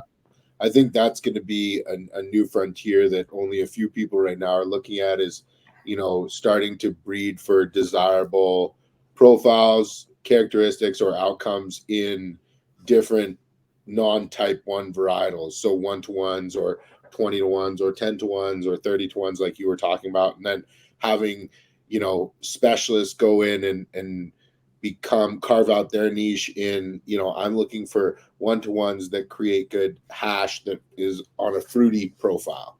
Correct. And then, I think that is kind of a new frontier that I'm interested to see if it gets explored. I know that there's been a few guys for the last 5 years that I've been following who are playing around with those cannabinoids in solventless, but it seems as though they're a lot harder to work with. But I think the minuscule yields comparatively. We all know about the 1% club, but the 0.5% club doesn't ever look too good. The Ghost Club. I've heard a lot of further advancements with cryo. It's like I don't remember the name of the company. It was the big cryo push, but I have a friend down in LA. This Mike Scorpion. Yeah, Scorpion Crew just hit me up saying that they have solventless CBDA. And it was extracted cryo wise. I saw it. It looked like thin sheets of bubble hash. I didn't really get to mess with it much, but we're like, well, we can't press this because it's going to convert from CBDA. But I mean, even the Fed said CBDA is good for COVID and everything. And like, it's hard to capture that cannabinoid. Yeah. That just got exposed to me a couple months ago, and I'm really interested to see because I know a lot of the early trials with people that I know that were working with liquid nitrogen or cryo just killed all their terps, broke all their heads, and it was a nightmare. Yeah. No, there's still a lot of experimentation and adaptability to large scale. We've had this revolution in the last 5 years that I definitely want to touch on in a little bit with machine washing and commercialization, but when you look at where the commercialization levels are in solventless machinery, and you look at where commercialization levels are in solvent machinery or another industry, the scale isn't there yet. So I think that there's a lot of innovation to be had to be able to utilize, what's soon to be some incredibly grown outdoor varietals, at scale to provide product at a value that opens up a new consumership and is competitive with potentially like a shatter consumer or something like that. But I wanted to ask you about the frosted waffles. So was that one selection on the mail and one cross? Were you working that line? Have you crossed that into other lines? Like, what are your plans with that going forward? Well, that's been the big question. Everybody's like, man, you grew a bunch of that. Where'd it go? We took 2.5 years. We F5'd it. We kept going back on each other. Wow. Probably, tens of thousands of clones, seeds. Out there. We really went for it. The guy's got an 80 light house that's completely dedicated to it. So we took it all the way to F5. And then we went ahead and took it one extra step and we got it Mary stemmed as well. There was nothing wrong in the rooms. Everything looked good, but I was like, A, let's put this on ice. And B, if there happens to be anything, let's just might as well polish it up and make it nice and shiny before we send it out. There's only been 5 farms that I've given it to. I wanted to see it. I grew it indoor personally. I wanted to see it greenhouse. I wanted to see it outdoor. I wanted to see all the different conditions of living soil versus salts. So I've been running a couple trials through and, there's a couple potentials that I've been talking to. The original Dankster, the Stay Fly crew out of Southern Oregon here, biologic living soil farm. He makes all of the Jiffy cakes, the cock cakes, really outdoor breeds for the environment here in living soil conditions. He's like, yeah, bring me the waffles. I'll throw it out there when I do my pollen chuck next year. Missed the window on that one. I'm going to talk with Roz Kaya a little more at Moth this upcoming month. I would love to see coffee on it. I think that they're both just hashy strains, and you could do coffee and waffles, right? They go hand in hand. Bro, coffee and waffles. Let's get it. So yeah, I mean, I've held it close to the hip. I do have one of my buddies, Well Rooted Genetics. He's out of Oklahoma. He's running it. He's ran 2 or 3 runs of it. Everybody out there is loving it. It did 5.5% terps on flower, about 35% THC. I know where tests are at these days, but to see flower actually click that high was really nice. Because it's not necessarily the crazy nosiest thing. It's ice cream cake on cookies and cream. It's not the crazy jump out of the bag. It's a very, very deceiving, wow, this is going to be a workable high. And then within 20 minutes, you're standing in front of your refrigerator being like, whoa, what am I doing here? So, it's a really good base platform, and it has a lot of pride to me. I've had a lot of good farmers that have put it through, and every single one of them are loving it. They're like, outside, it'll never finish. Indoors, I like pulling it like 69 to 75 for the tops, so a lot of commercialization on farming that are scared of going over 55 days these days are not going to want to run it. So I think by hybridizing it and starting to then toss the hybrids out to the public and like, let's see what this thing can really do over the next 6 months to a year. I think that's a really good direction of where I would like to see it taken. And anybody that has new pollen, let's toss it on it. I can show you guys all of the COAs, all the flower. It's been all the melt. It's all on my ET Farms page. I blasted it all over it for the last year. As somebody who's put the work in, dedicated the time, energy, and effort into these projects and understand the amount of money that go into, sometimes these thankless projects of breeding that go nowhere. And Absolutely. Luckily, you have something that went somewhere. Like, are you happy with the state of the seed market and game today? Or do you feel as though we're heading more towards branding than actual understanding of where value lies in the seed? I mean, are they trying to put everything through CRISPR and do all that crazy nonsense? I have, I guess, a new revival with our buddy Taylor. All those seeds are really, really interesting to me.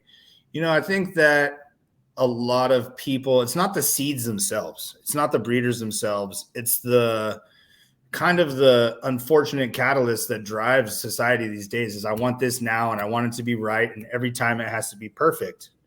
And instead of doing what I like to call the Lord's work and really dedicating your time to like, no, look, I need to number every single one of these. I need to not top these ones and top these ones. I really need to do the dedication it is to really see what these traits are, what you're really looking at, But do you feel as though we're in a market today that will reward you for all the effort, care, and energy you're taking compared to somebody else that was smashing 2 things together, creating a polyhybrid, and then charging maybe 75% of what you would propose to charge for your work? I mean, absolutely. I think that everybody that's on your Boy Scout patch list, like pheno hunt a run, create something, do beyond taking cuts from somebody and flowering them. Mm-hmm. I really believe in everybody that asks me like, how do I get into this, or how do I get a foothold? Like, for somebody that's been in it, for me, I was like, I've worn so many hats in this time of, which is, I'm young compared to a lot of who I consider my OGs and the B.E. Smiths and all the guys, and all I can say is find something that interests you outside of cannabis. And if it so happens to fit in with cannabis, then that might work out for you. I like that. I like that. One more question about breeding, and then I want to take it back to your story. But we're seeing a lot of, basically in the last 2 years, the whole resin breeder, solventless resin breeder, has really emerged as a category of breeding, and that didn't exist 5 years ago. And I wanted to ask you, as somebody with experience, do you think that we can push this plant any farther than we already have for yields? Or do you feel as though the GMOs and the strawberry bananas and those big yielding plants are probably a demonstration of the plant's genetic maximum? That's kind of a dual-headed sword there. I mean, okay, GMOs, strawberry bananas. Let's talk 5 to 6% yielder. 7, I've heard of GMOs, right? This, that, and the other. I mean, we could let's get into just to call it a random ball field, right? Sure. And people have a wild description of what that is. Total weight. We'll get that's a whole nother topic. But yes, I think potentially the expression of finding new terpenes, finding new flavors, finding new consistencies of ways to manipulate the hash, sure. But if you're looking at it under a microscope, how much of a trichome colonization is on this flower and how much can you take off of it is only in the precise execution of that, right? So it's like, do I think that all of a sudden I'm going to hear that there's a 20% wet strain? No. But do I think that finding what it's hard to even say, because it's like people are numbers driven and then there's people that are flavor driven. So people that are numbers driven are always going to need the 4 to 5% no matter fucking what. I don't care. Let's do GMO, papaya, ice cream cake, and like put it out there, And then there's the other people that are like, well, it's not going to really yield that much on the long scape of things, but man, to have those terps and to have that rarity, I feel like is kind of where that, like I said, that crossroad is. I think that the normalization of this breeding number, and I know Adam fucking Mission Hell, he was talking about it. He's like, the 1, 2, 3, 4, 5% is the new highest THC on the menu at fucking the dispensary, right? Like, there's so many different variegations of what gets you to that number. And like me just developing SOPs and time and being a cultivator and being a grower and like learning what gets you to that. Yeah, I think that growing for resin is really what's going to change the most of it. I think that people like Taylor, like they're growing strains specifically bred to maximize insolventless extracts, I feel like are going to become more of a thing. Hopefully, they can we give them their general stars? Let's give Z a 4-star general. Let's give Runts a 3. Let's give all these guys what they are. But we need to keep thinking outside of the box. If Mother Nature is going to keep providing these terpene profiles for us, we need to do due diligence and find them. Taylor is Little Lake Valley is providing building blocks on building blocks of washers, and he's re-strengthening his males with new genetics and building those males every year from seed stock that he's working on. So he's working on both sides of his lines towards his whole life is solventless. So, I mean, I think that when we have more focus like that, we're going to be able to have more depth of flavor. But what I want to ask you is, do you think that we're going to get dramatically higher yields? Do you think that we're going to be talking about dramatically higher yields in 36 months than we are today? As far as I don't necessarily see what's dramatic as in 1 to 3%, 5 to 10%. Like I mean, not 5 to 10. I mean, even an increase, an average increase shift in 1% because of overall breeding. Like, do you really see breeding making that much of a difference in the pheno hunting, or do you feel as though the plant, these washers that we have at these maximum yields are kind of where the plant is maxing out as far as yield capabilities go? I mean, I have yet to see anything over with my own eyes. Our peanut butter breath did 9.2% to melt. Yeah. And that was 149 to 70. That wasn't even with the 40 bag in it. Yeah. It was biologically grown in Oklahoma from my friend Matt, Wild Natives out there. He's always gone back and forth with me being a salt grower, and he's a living soil guy. I've tested it time and time again. And so for me personally, 9.2% to melt, and it pressed back within the 85th to 98th percentile. I mean, was just insane numbers to see, and that was viable hash. But I think let's test everybody's knowledge. Are we talking about to melt? Are we talking about to rosin? Are Yeah. we talking about, there's a lot of variables within that I think needs to get subsidized before we really focus on, is it going to be more? Well, grow for resin production. Don't grow for pumping out your flowers. I think is going to be the SOPs within the garden that's really going to change that. How hard was that for you as a cultivator, moving the mindset from grams per square foot to resin per square foot? Yeah, wild. I mean, I'd be in week 3s and 4s just ready to be like, phosphors, let's go. All right. And let's stack these flowers to be like, okay, hold on a second. Maybe they're not quite ready for all that. Maybe they're not ready for that at all.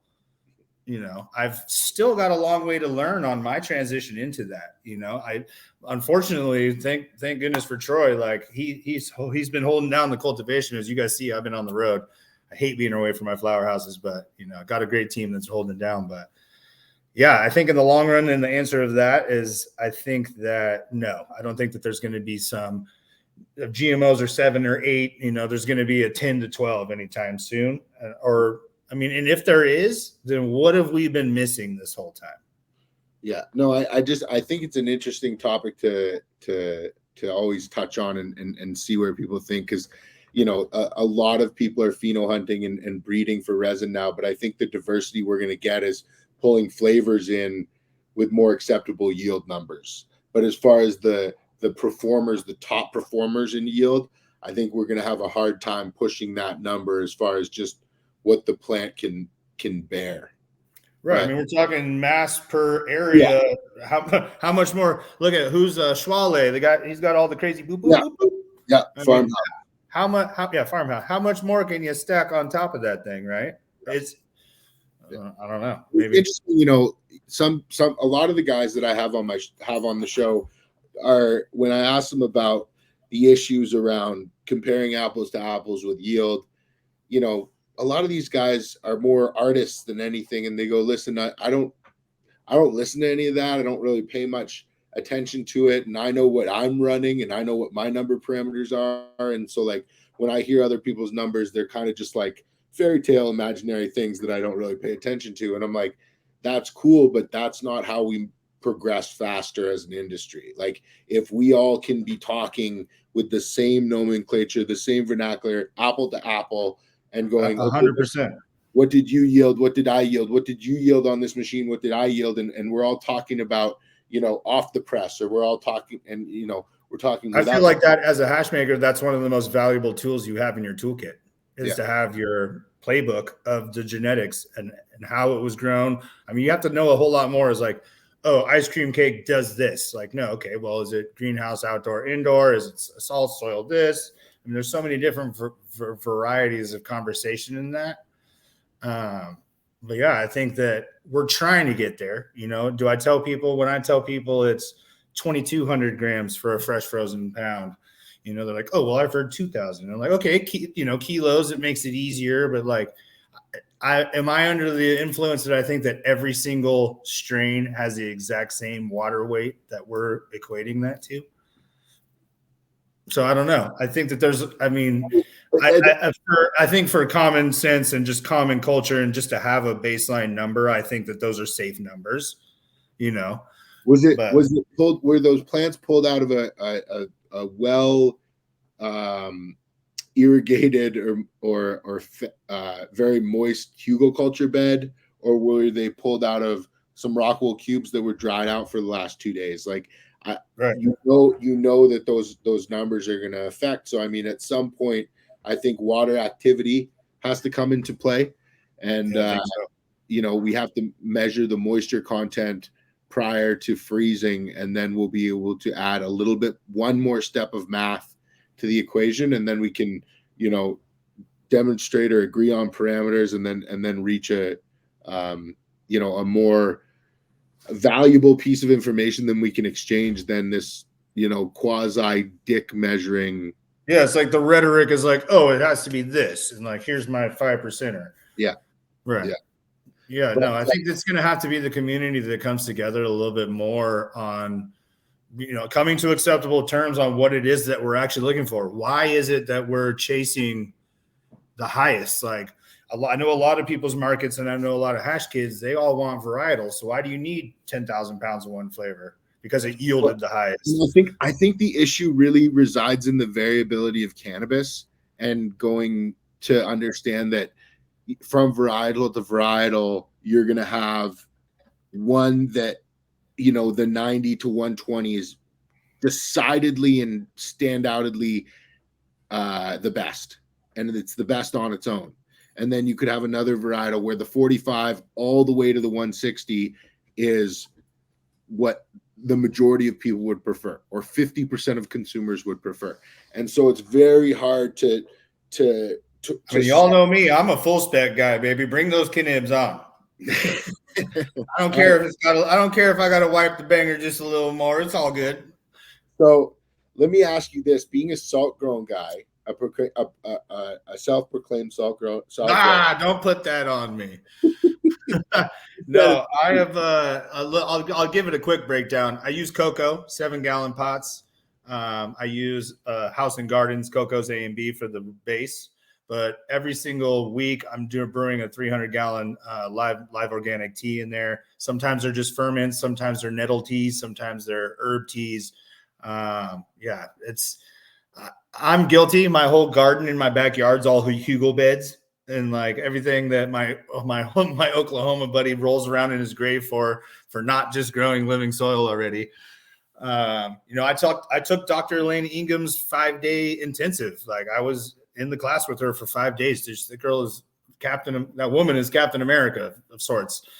I definitely feel that every time I went toe to toe with the exact same light, the exact same pot, the exact same everything, back to back from my house and garden to his living soil, THC was right around the same. His terpenes were usually 1% to 2% higher in flower.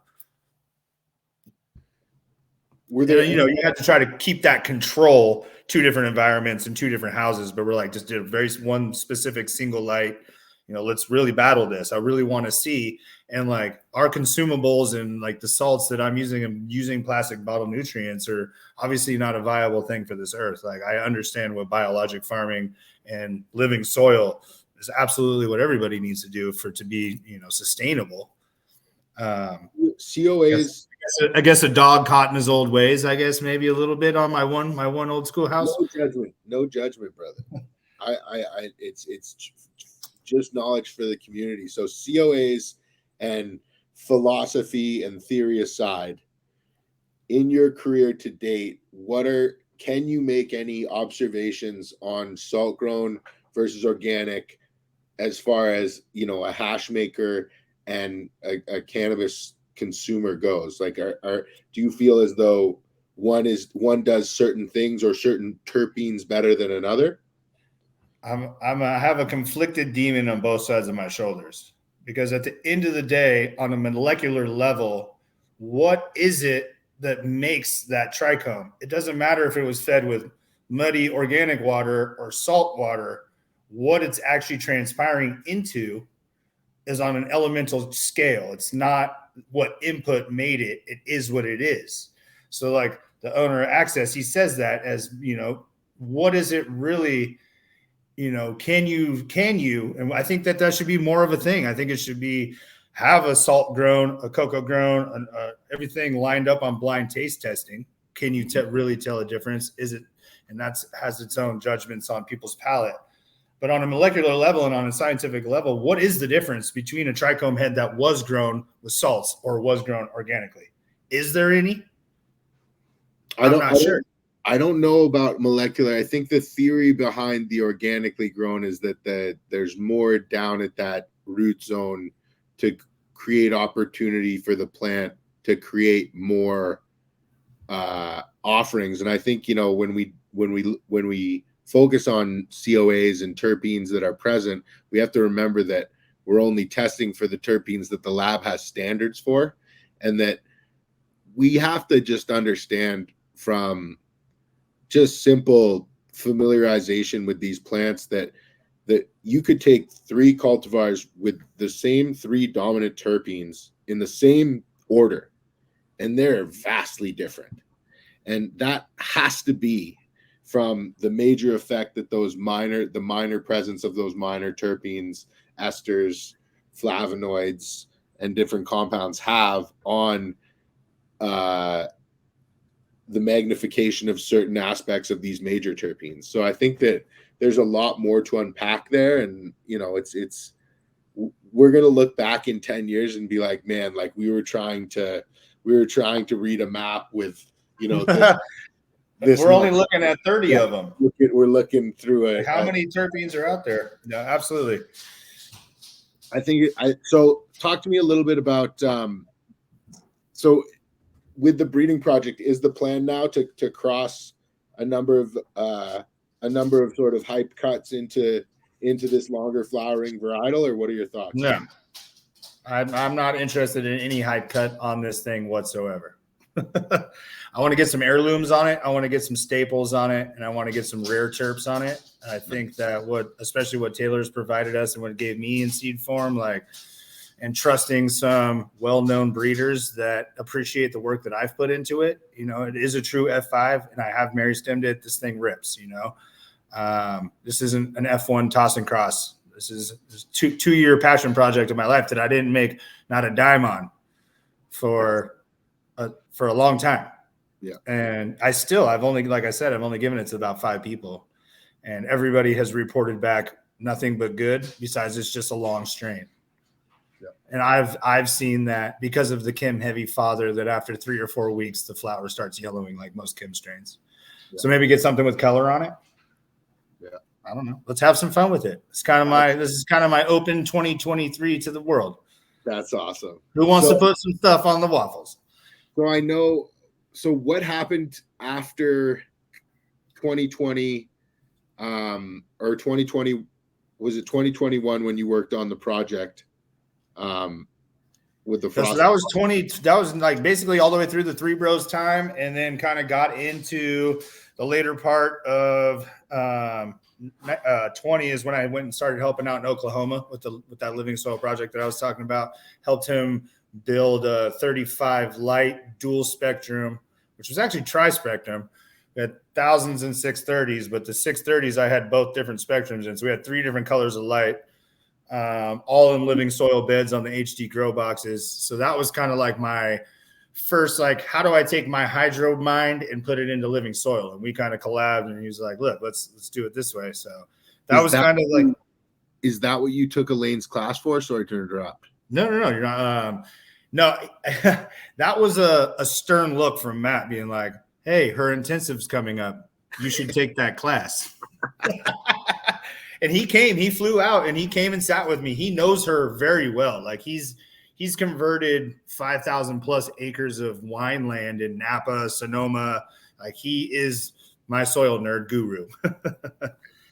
But he's biologics and biodynamics. So some of those butt heads with Dr. Elaine on anaerobic or aerobic. So that's a whole nother topic. But yeah, I think that, ultimately I shop for, or if I can't provide for myself and my family, I shop for organically produced this, that, and the other.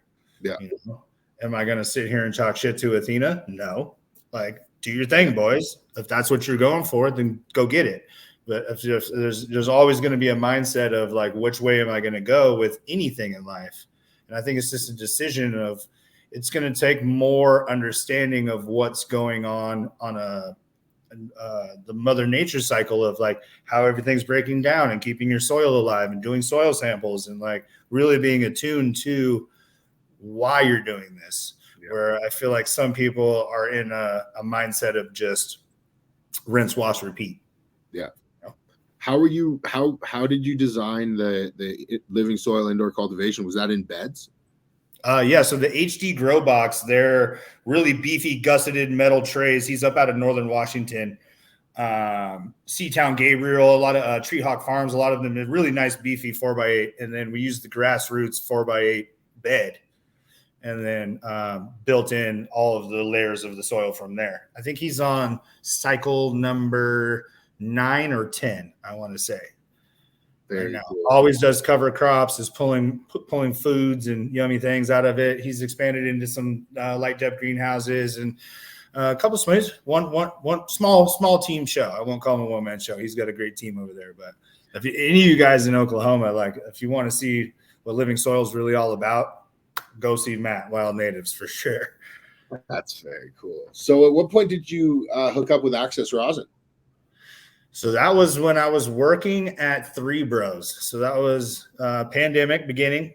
I had seen him kind of pop around, Spencer. I'd seen him pop around, and I was like, so I was very, Sasquatch, and there was a pure pressure sitting there. I didn't really mess with it much. I was kind of just in my ways, but I was getting to a point where I was like, I saw the 4-way press, and I saw, I was like, wow, look at this thing. Like, what's this thing all about? And I hit him up on Instagram, and I said, hey man, I was just like, I'm time tested hash maker. I would love to see your equipment in play. What's good on a demo? He was up in Santa Cruz from LA within 24 hours. He saw me and he was like, Eli wants to do this. Okay. Cause he had kind of gotten the dodgy dance around from some people in the industry. We don't even go around that. And it was just kind of came in late. Everybody kind of was like, oh, I do this already. Like, why do I need this? And so I was like, hey, bring that over here. Let's check it out. What you got? It showed up super professional. Had the 4-way press. It was the early model, so it doesn't have what you guys see currently, where you can put the Magnum jar. You could put a little Ego Clash, a little bit bigger jar underneath the first one. Same concept. He asked me how much melt do I have when he showed up for the demo. I was like, I don't know. I got like 350 grams. And he goes, I was like, how much goes into this press? He goes, well, you can do 200. And I was like, just kind of like blinked at him. I'm like, wait, what? And he goes, I was like, okay. And I was like, for me, it was kind of a challenge for me, for him. It was, I'm asking you to show me your machinery. I'm a master on my machinery. What does this have to bring to the table here? And, he talked a lot about the automation program that he was developing at the time. And we decided to go with the hand pump on it. That big old machine, we hand pumped it. And I said, look, I'm going to sit down with my equipment, the Sasquatch, and I want you to see how I press. And it's because I'm not scared of pressure. I end at 7,500 pounds per square inch. I do it slowly and I do it right. But as I was taught, with a little bit warmer of a presser at, over 200, you got to move safe and efficiently. So he watched me do that, and he's like, all right. He's like, I think I see what you're trying to accomplish here. It was Garanimals, finest tissue culture Garanimals. It had done almost 8% at Three Bros on the wash from the wash to melt, and it went like 9 spins. That was the craziest wash I think I've ever done. And we loaded, what did we do? We did 30 gram pouches. I don't remember the exact weight. I think we either did 30 or 44 times 4, but we got 92% return the first press that we did on this thing. Just the pouch all 4 pouches were just empty. I was like, the highest I had got at that point in time was an 89. And so we did the math, and I was just sitting there like, whoa. And I was like, well, you want to do another one? I was like, well, that's all I got. So it was a genuine first good meeting. It was like really seeing, I was like, wow, this is made. And it, as you guys have seen on my page, Access's page, everybody that's pressed with us, it is creating a very different consistency right off the press. And that's what changed I was like, why is this crystallining so hard? Why is it separating and crashing with this direct flow? So that's kind of just what was in my head for the first year. Kind of moved on. I wasn't ready for the machine at the time. I just really wanted to see it and really meet him and kind of be like, hey man, I'm a real hash maker. I'm glad you came, because he had been dicked around. And so yeah, it wasn't until last year is when I actually purchased the machine. I took on a large contract with that guava gelato. Oh, you guys see me, guava gelato coming out of my ears. It was over 1,000 pounds of frozen material contract. So I got his machine. I got an Icon 120. I got 4 large pharmas. I had Pellier make me some sick custom cans, and we put in work. I was able to, by the time harvest happened to the time Masters of Rosin happened, was able to do 42-ish pounds of rosin in like 2.5 months. And that was me and my lab partner, Grace, just kind of 6 hours at a time here and there, just filling jars. This thing's just so efficient. So, it really turned into like, okay, I saw the demo. Now I went full flex on this thing. And like you guys can see it on my ET Farms page. I did everything from fresh press to the wildest wet cold cure I've ever seen in my life. The biggest THCA formations I've ever seen. It's all documented. So yeah, that's kind of where it started with Access there. It was kind of like an intuition, like I should check out this machinery. And, he came very correct. Spencer designed all of this himself. He doesn't have engineers. Like I saw the CAD CAM programs. So yeah, I mean, it's that was kind of an organic relationship. What's the theory, or what's your assumptions about what's taking place with this directional flow that's causing a higher quality of product and output? I mean, I wouldn't consider it higher quality. I would say that it's not sacrificing quality by going as large as we are. Because a lot of people, even on my Sasquatch, for example, I know I can run 50 grams, but just my old hash ways, I'm like, I'm going to do 14, 20. Yeah. Now we're in a point in time where everybody I saw showed the S2, they're like 50, like, let's put 80 in this thing. So the mindset's kind of changed on, can you is the oil good enough? Is the resin good enough to liquefy into rosin fast enough under said pressure? Yeah. I ran an 80 gram pouch on the S2 already, which we've been suggesting 50, 60, and it worked flawlessly, but it was really high quality melt, Yeah. So let me ask you about, your lab. And I know you might not have one set up, or you're, consulting at other people's labs right now, but, in theory, first, let's start with the bag set. What bags do you typically like to run? Brother, my lab will never go anywhere. You're moving around. I'm messing with you. I was fortunate enough to be able to have a legacy place like I do. Perfect. So in your lab, I have used the varieties of different bags. I think I stuck with just some bolt bags back in the day when I first started. I've really been using a lot of ice extracts bags over the last couple of years. Have some changes that I would do. I kind of want a hybrid between the V3 and the all mesh. Like I want just enough Kevlar backing to give me some rib structure on the containers that I'm using, my catch cans, my garbage cans, whatever they may be. Yeah. I feel like the all mesh sets have some, not just hers or theirs, have some. It's a lot of people are still trying to pull so much weight like a big Kevlar bag set, and they're not realizing that they're all on full mesh and they rip them. Mm-hmm. I'm kind of the guy that has the Nikes, the Vans, the Adidas, and all of the things. I really look into product management and quality. And, I grew up with my dad being a CNC machinist, so it's like the most attention to detail. Yeah. I'm not one to pull brands. I'm one to be like, show us as a consumer and show us as a producer why it is that your product is superior, or why it is that this is changing something that the norm isn't doing. And I look at that at clothes, cars, wash bags, machines, all of the above. Yeah. What about your bag set? Like certain guys are doubling up on certain bags in some scenarios. Is that something you're doing at all? Well, I mean, it really depends on if I'm, going for like a melt run specific day, or if I'm just going for a full spec rosin pull, or if I'm going to do different micron bags all the way through. There's definitely a different technique that I would do approaching like how aggressively I'm spraying down certain bags. Am I double filtrating? Really looking for those little fuzzies and all those little things. Like if you're going for a melt day, you got to be really on top of your cleanliness and approach to your day. What do you? I think a lot of the times I'm pretty guilty. I think I was really fortunate for Brandon from Third Gen to put me on the melt table for the first 2 ego clashes.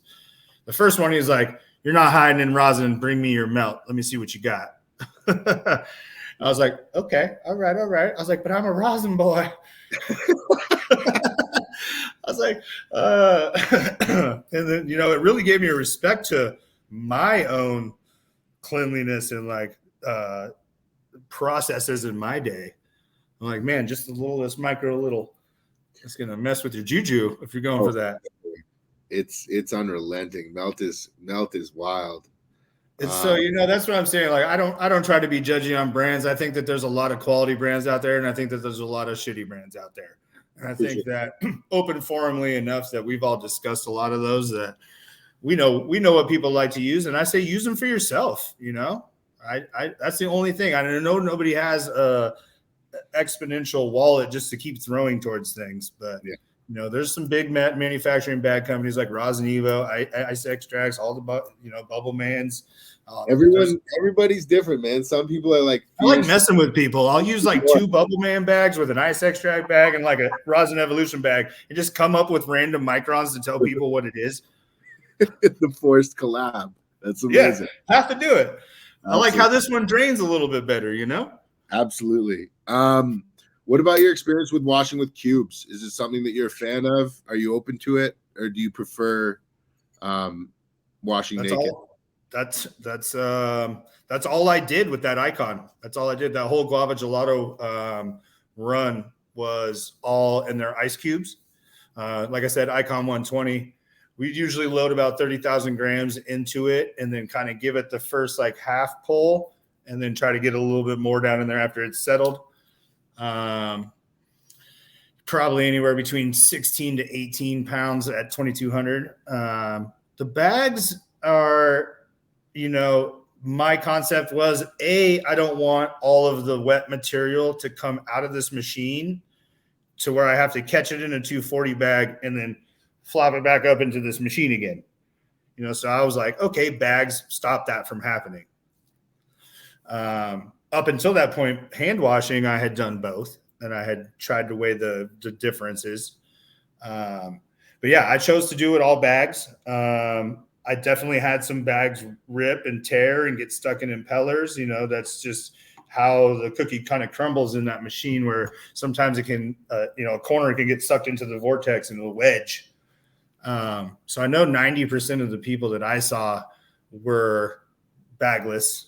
I just didn't want to deal with the transfer, you know, and like it was doing it for rinse, wash, and repeat at that time, because I was going through a certain phase of like, I didn't have my chiller. So I had to, my chiller was on back order for so long. So I was running ice and bag in a system that was designed to do iceless and bagless if you wanted to.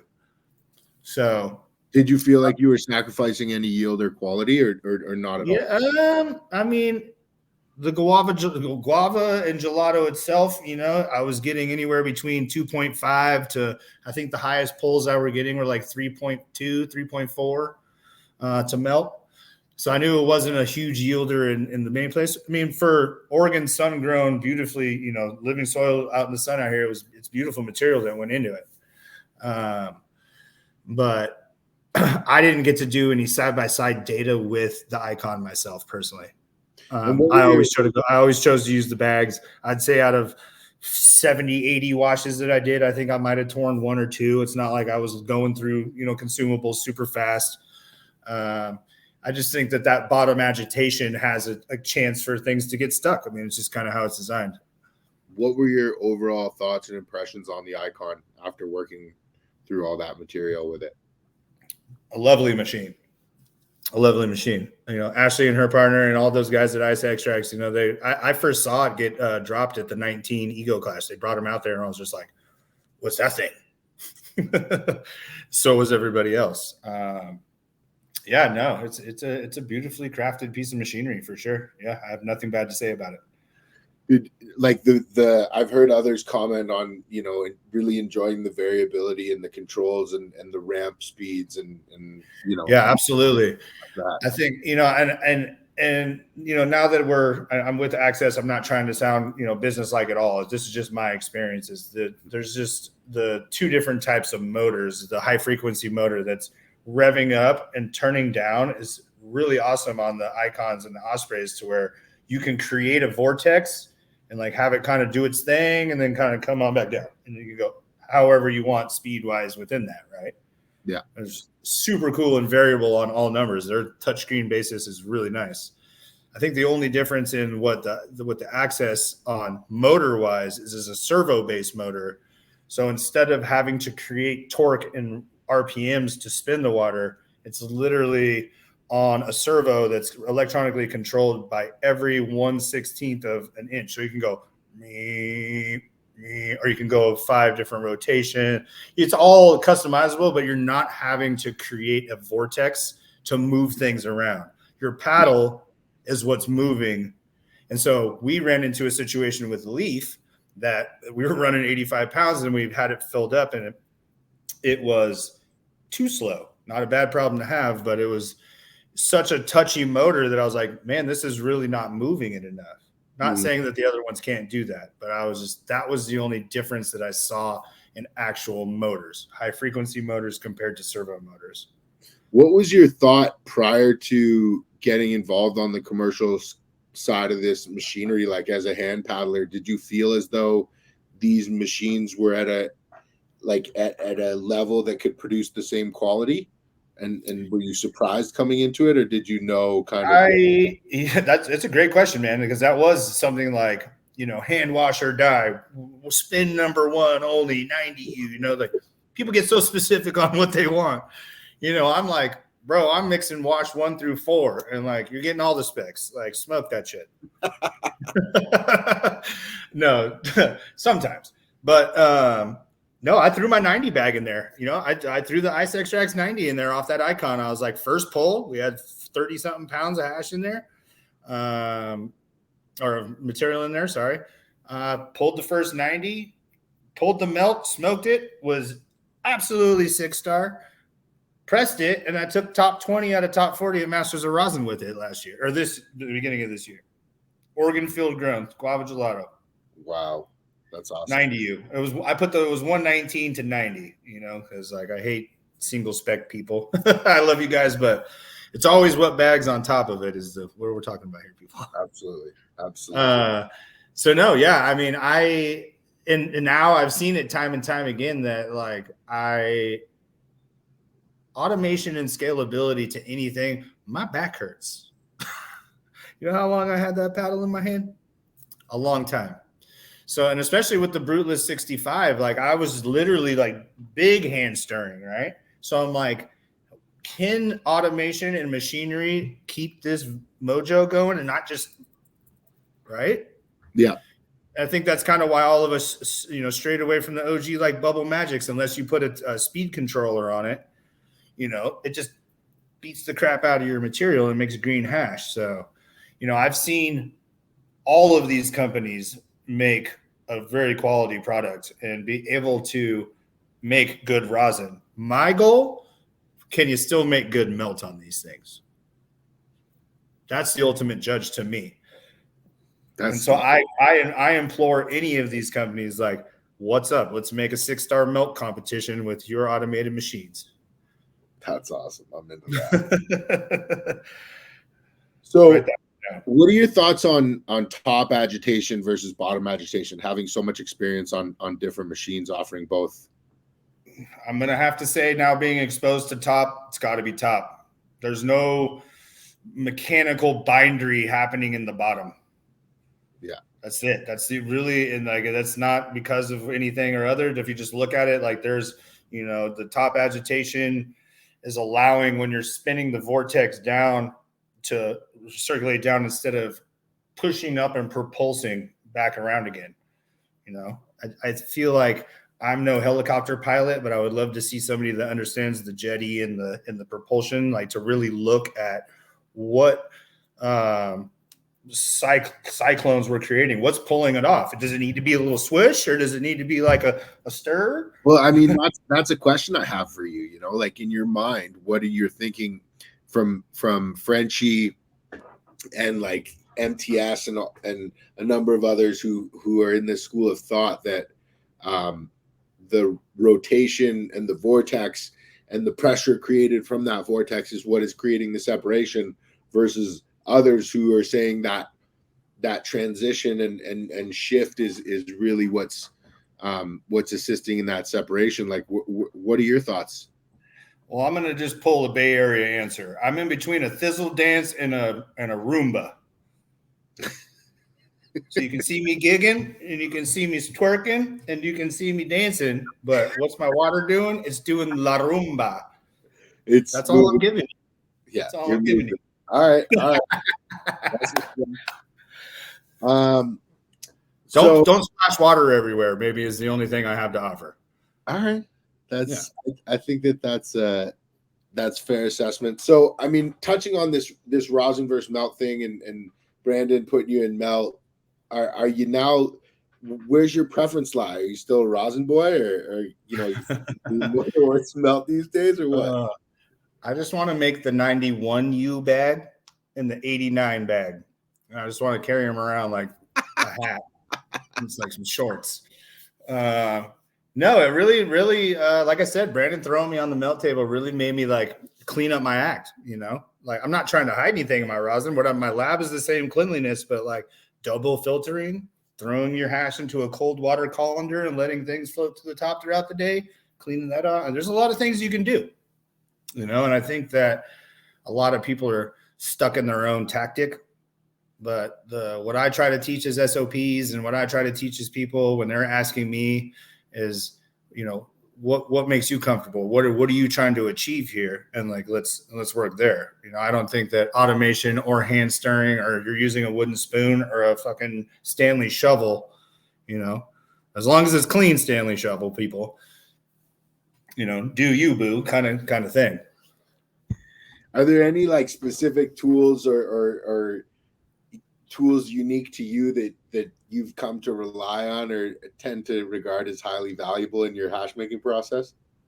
Absolutely. I think I got like the Butcher Bill, like roll up leather bag. I got the specific wide mouth shovel spoon and a little scraper. I'm a mechanic by trade, so I think that kind of comes hand in hand with it. But so I was like, yeah, I mean, there's obviously I think that's what I learned in mechanic school the most was, mechanic's not nothing without the tool he's got. 100%. But no, I mean, I think generally, just having a nice, it doesn't take much, a nice, cold room, clean area, clean bags, some ice and water, and some ambition. Absolutely, bro. Yeah. Speaking of tools, though, I want to touch on the freeze dryer. Okay. How much variability and experience have you had? I'm sure a lot, but what are you running your shelf temps at, and what are your thoughts around freeze dried versus air dried melt, like as far vis-a-vis quality? Well, the air dry sojas. So that's how Phil taught me was microplaning. Hold on, I got to go off screen for 2 seconds. I had to show you something. No worries, bro. Air dried sojas.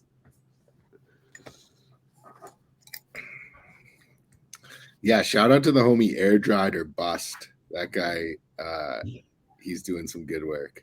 He gifted me a gram of Ego.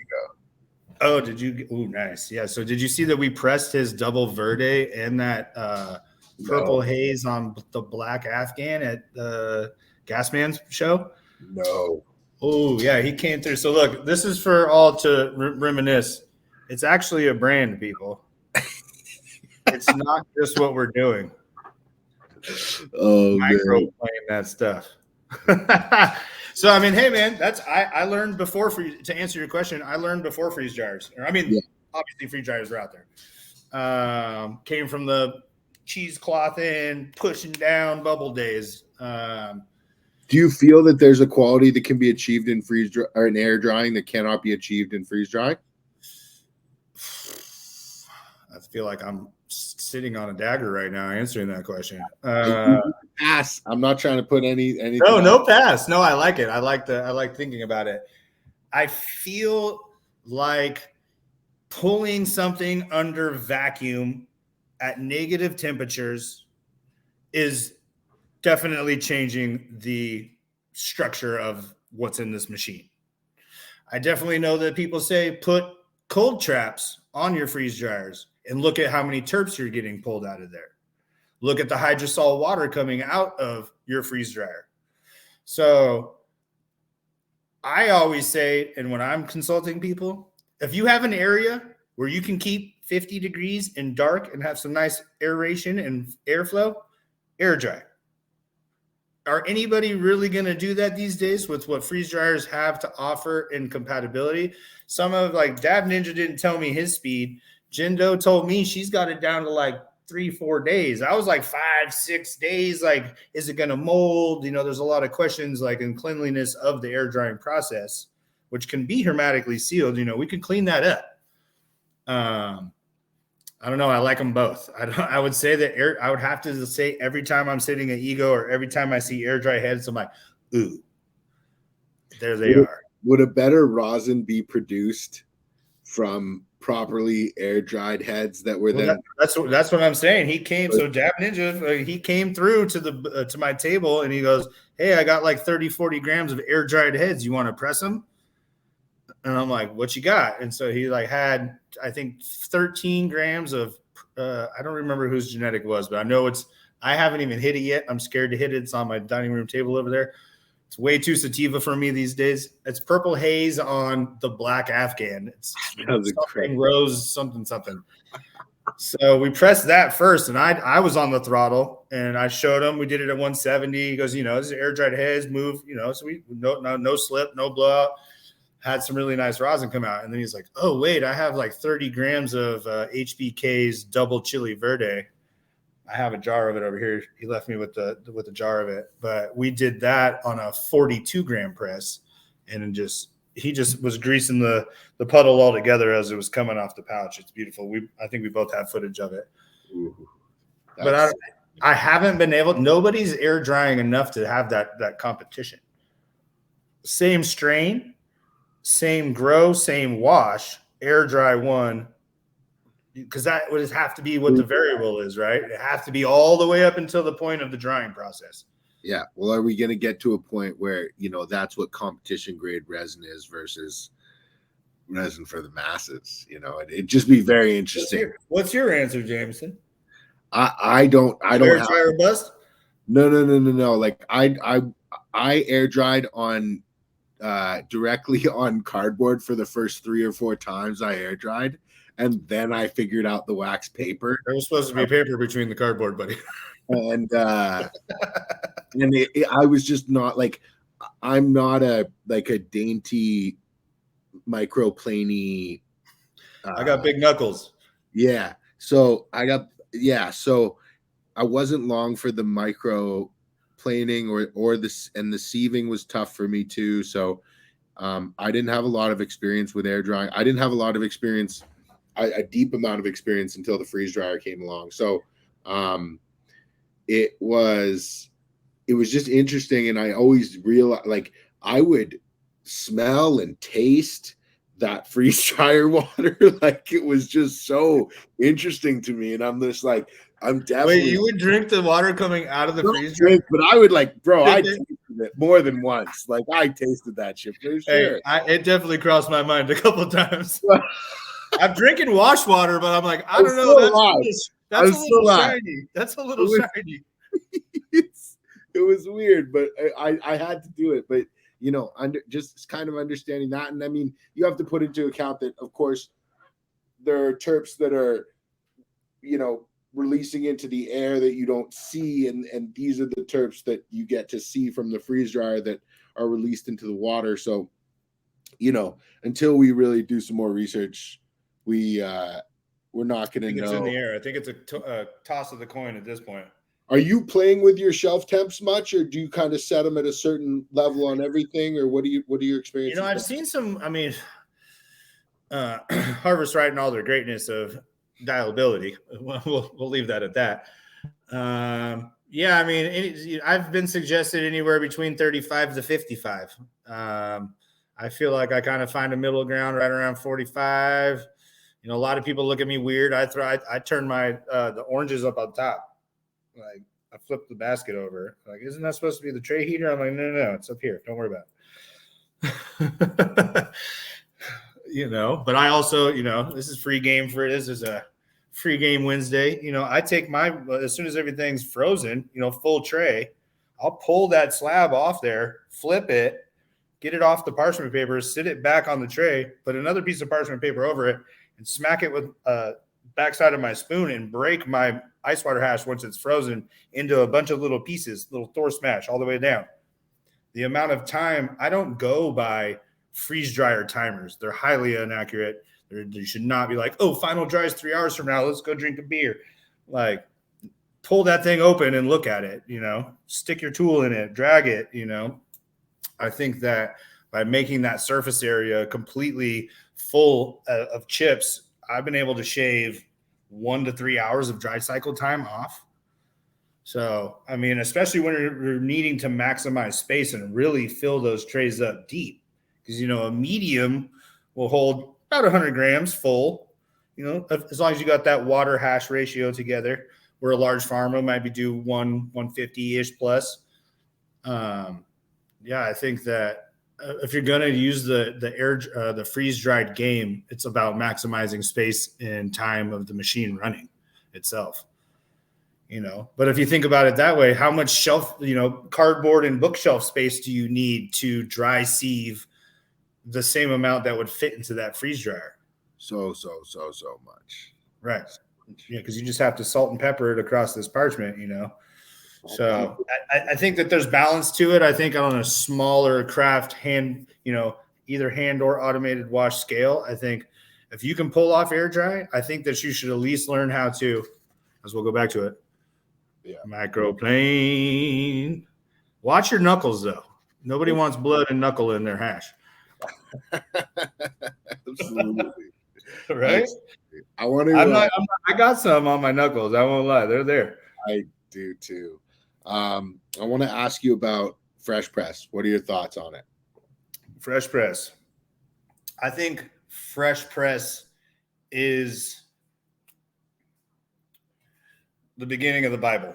I don't know what chapter or what verse that may be, but it's like basically the ultimate look into what resin you have sitting there. I like coming off my press. You guys have seen me use just the backside of my palm when I'm getting done waterfalling. I'll pull it and I'll just make a shatter slab essentially out of it. Just disperse the heat out of it, try to cool it down as fast as possible, and just make a little sheet out of it. Fruit roll up, for lack of better words. I'll take that and I'll pull it up and I'll look in through my lights. I'll be like, do I have any duff in here? Do I have any particulate in here? Where is there a cloudiness trail happening of where THCA hadn't melted all the way in with the terpenes? Like, what's locked in where and how clean is this rosin at this point? And like, that is kind of the ultimate, like, I mean, for lack of a better words, a window into your soul right there. You're really getting to see it from that point. Other than it's beautiful to look at, and I feel like it's a really good tool to see how the cleanliness of your rosin is. I feel like smoking it, the terpenes are trapped into a tempered glass type state. So your nasal test, you'll never like stick your nose to a jar of Fresh Press and be like, ooh.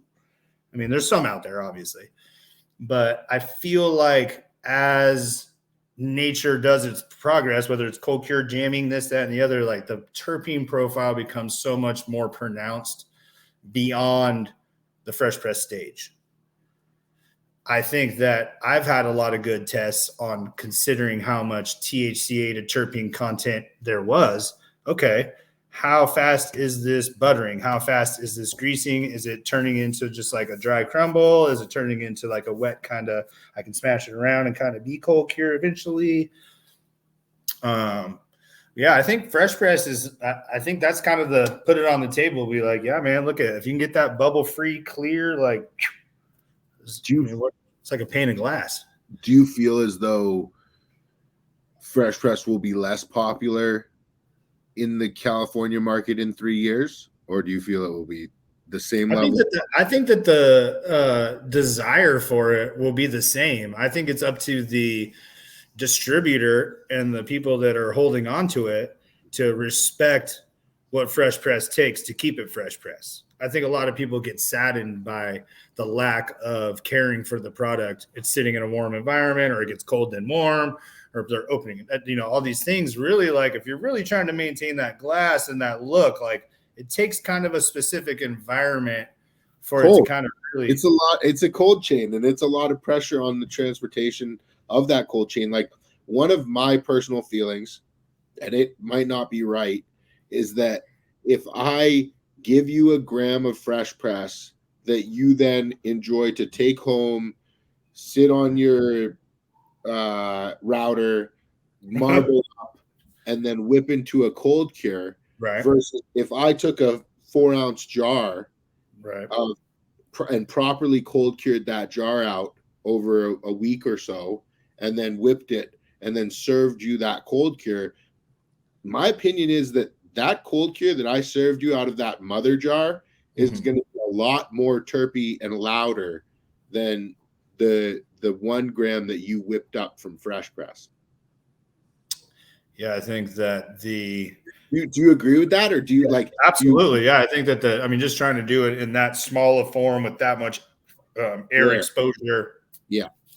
I feel like if you're gonna try to keep it fresh press, let's keep it fresh press. If you want to throw some cure time onto it, let's go ahead and go down that. Don't, oh, this is starting to butter on me, let's try to whip this into something else. Yeah, I've experienced some incredible fresh press, but I feel as though those terps are hunted for fresh press. And I feel that those are even more rare, something that presents very well and is soft, supple, and even terpy to the nose on fresh press is very rare. And I mean, if you can get that, you should run with it. But I think 9 times out of 10, I'm taking cold cure, maybe 9.5. I would have to say, yeah, some type of time and release on it is more where I'm headed to.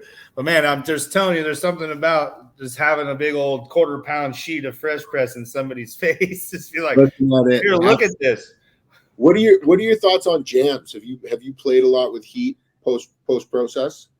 Yes, absolutely. I feel the Resin Baron day and they went to Jared's, I think, is when everybody was like, ooh, what's going on here? I didn't know any of those guys personally. I definitely had tried some of theirs. Every time I crashed for jam or for that consistency, I've messed my hash up. I have gone past that and have gone now into complete, decarb protocols and doing it for pod ready formulations. But I feel like every time I tried to pull it when that half bubble stage, then put it on the crash mat, it never really worked out for me. Like it was cool. Like it did its thing somewhat, but sometimes I would turn some very beautiful cold cured hash into a green pile of muck. And I'm not trying to scare people from doing jam tech, and it's been a little more, defined up until that point. Well, I think that there needs the romanticism of like, oh, you can just add heat to this and it will get better. It needs to be smashed. Good luck with that. What is your opinion and experience on how many times you've found a jam that is the best representation of that cultivar? Being that I have not made many of them, I don't think that I can honestly answer that. I think that I've smoked different people's jams from what I've smoked from their cold cures and their fresh presses. I feel kind of not two ways about it on my personal palate. I think that I don't know. I think that that's kind of like, do you like a New York or a ribeye? Yeah. I don't know. I feel like very rarely can I be impressed by a jam, and typically, why add the heat when you don't need to? Yeah, exactly. But every once in a while, I will tell you that there's absolutely a standout. You were at NCRC. You tasted Squishers jam. Yeah, absolutely. So, yeah, I think that knowing when to apply it and how to apply it to each unique cultivar is so important. But I like to ask everybody that question because some people don't even like to mess around with heat. Some people prefer to play with a lot of different heats and jams, and it's just hearing different makers' preferences around that. Like you said that you've gone full decarb, you're working a lot with carts. That's been something that's probably that is the fastest growing market segment in the California market, which is solventless carts. Like how how difficult have you found that process? Like, I know there's a lot of R&D that's involved in finding the right hardware and the right cultivars to do the right things. Absolutely. Yeah. I mean, I would have to agree that, I don't know, it's hard to put a percentage on it, but it's not every cultivar is going to decarb to a tasty pod formulation. I think that there's, a lot of information out there between the 140 low and slow to the 180, 190 quick and warm methods of getting to decarb. I do believe in, a piece of hardware like Kung Fu. I like his, there's no wicking cotton whatsoever. I've really followed a lot of different hardware companies for a long time. Basically, between my buddy Mike Scorpion and Kung Fu's are the ones that I would suggest for anything non-510 thread. I think that there's the passion of having like a dab on a go is for some people. And I also think that vaporized hash can be tastier than hash on a dab. It can hold. There is scenarios where you've hit, maybe you haven't, but have you ever hit a rosin pod? We're like, woo. Not compared to a dab. Okay. So the Scorpion starts at 1.8 volts. It's at 2 flat for the middle and like 2.2.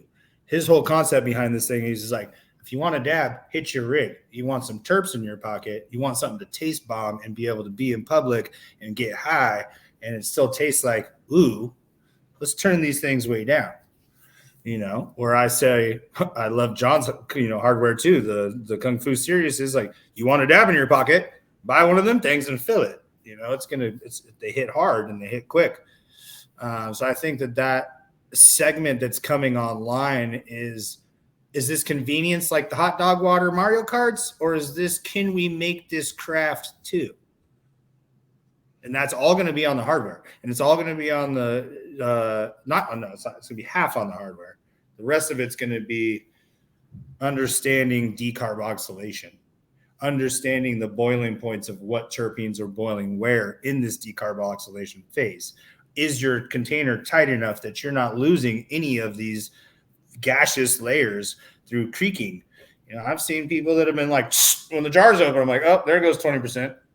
And I've waited like, like that little was all your terps, people. Let it cool. Yeah, it's an interesting segment, man. I kind of like jumped in, we all had disty carts and live resin carts and carts. But, I'm trying to give it to somebody and represent like, this isn't a cheap alternative. This is something that's badass and it's on you at all times. How strain specific are you finding it?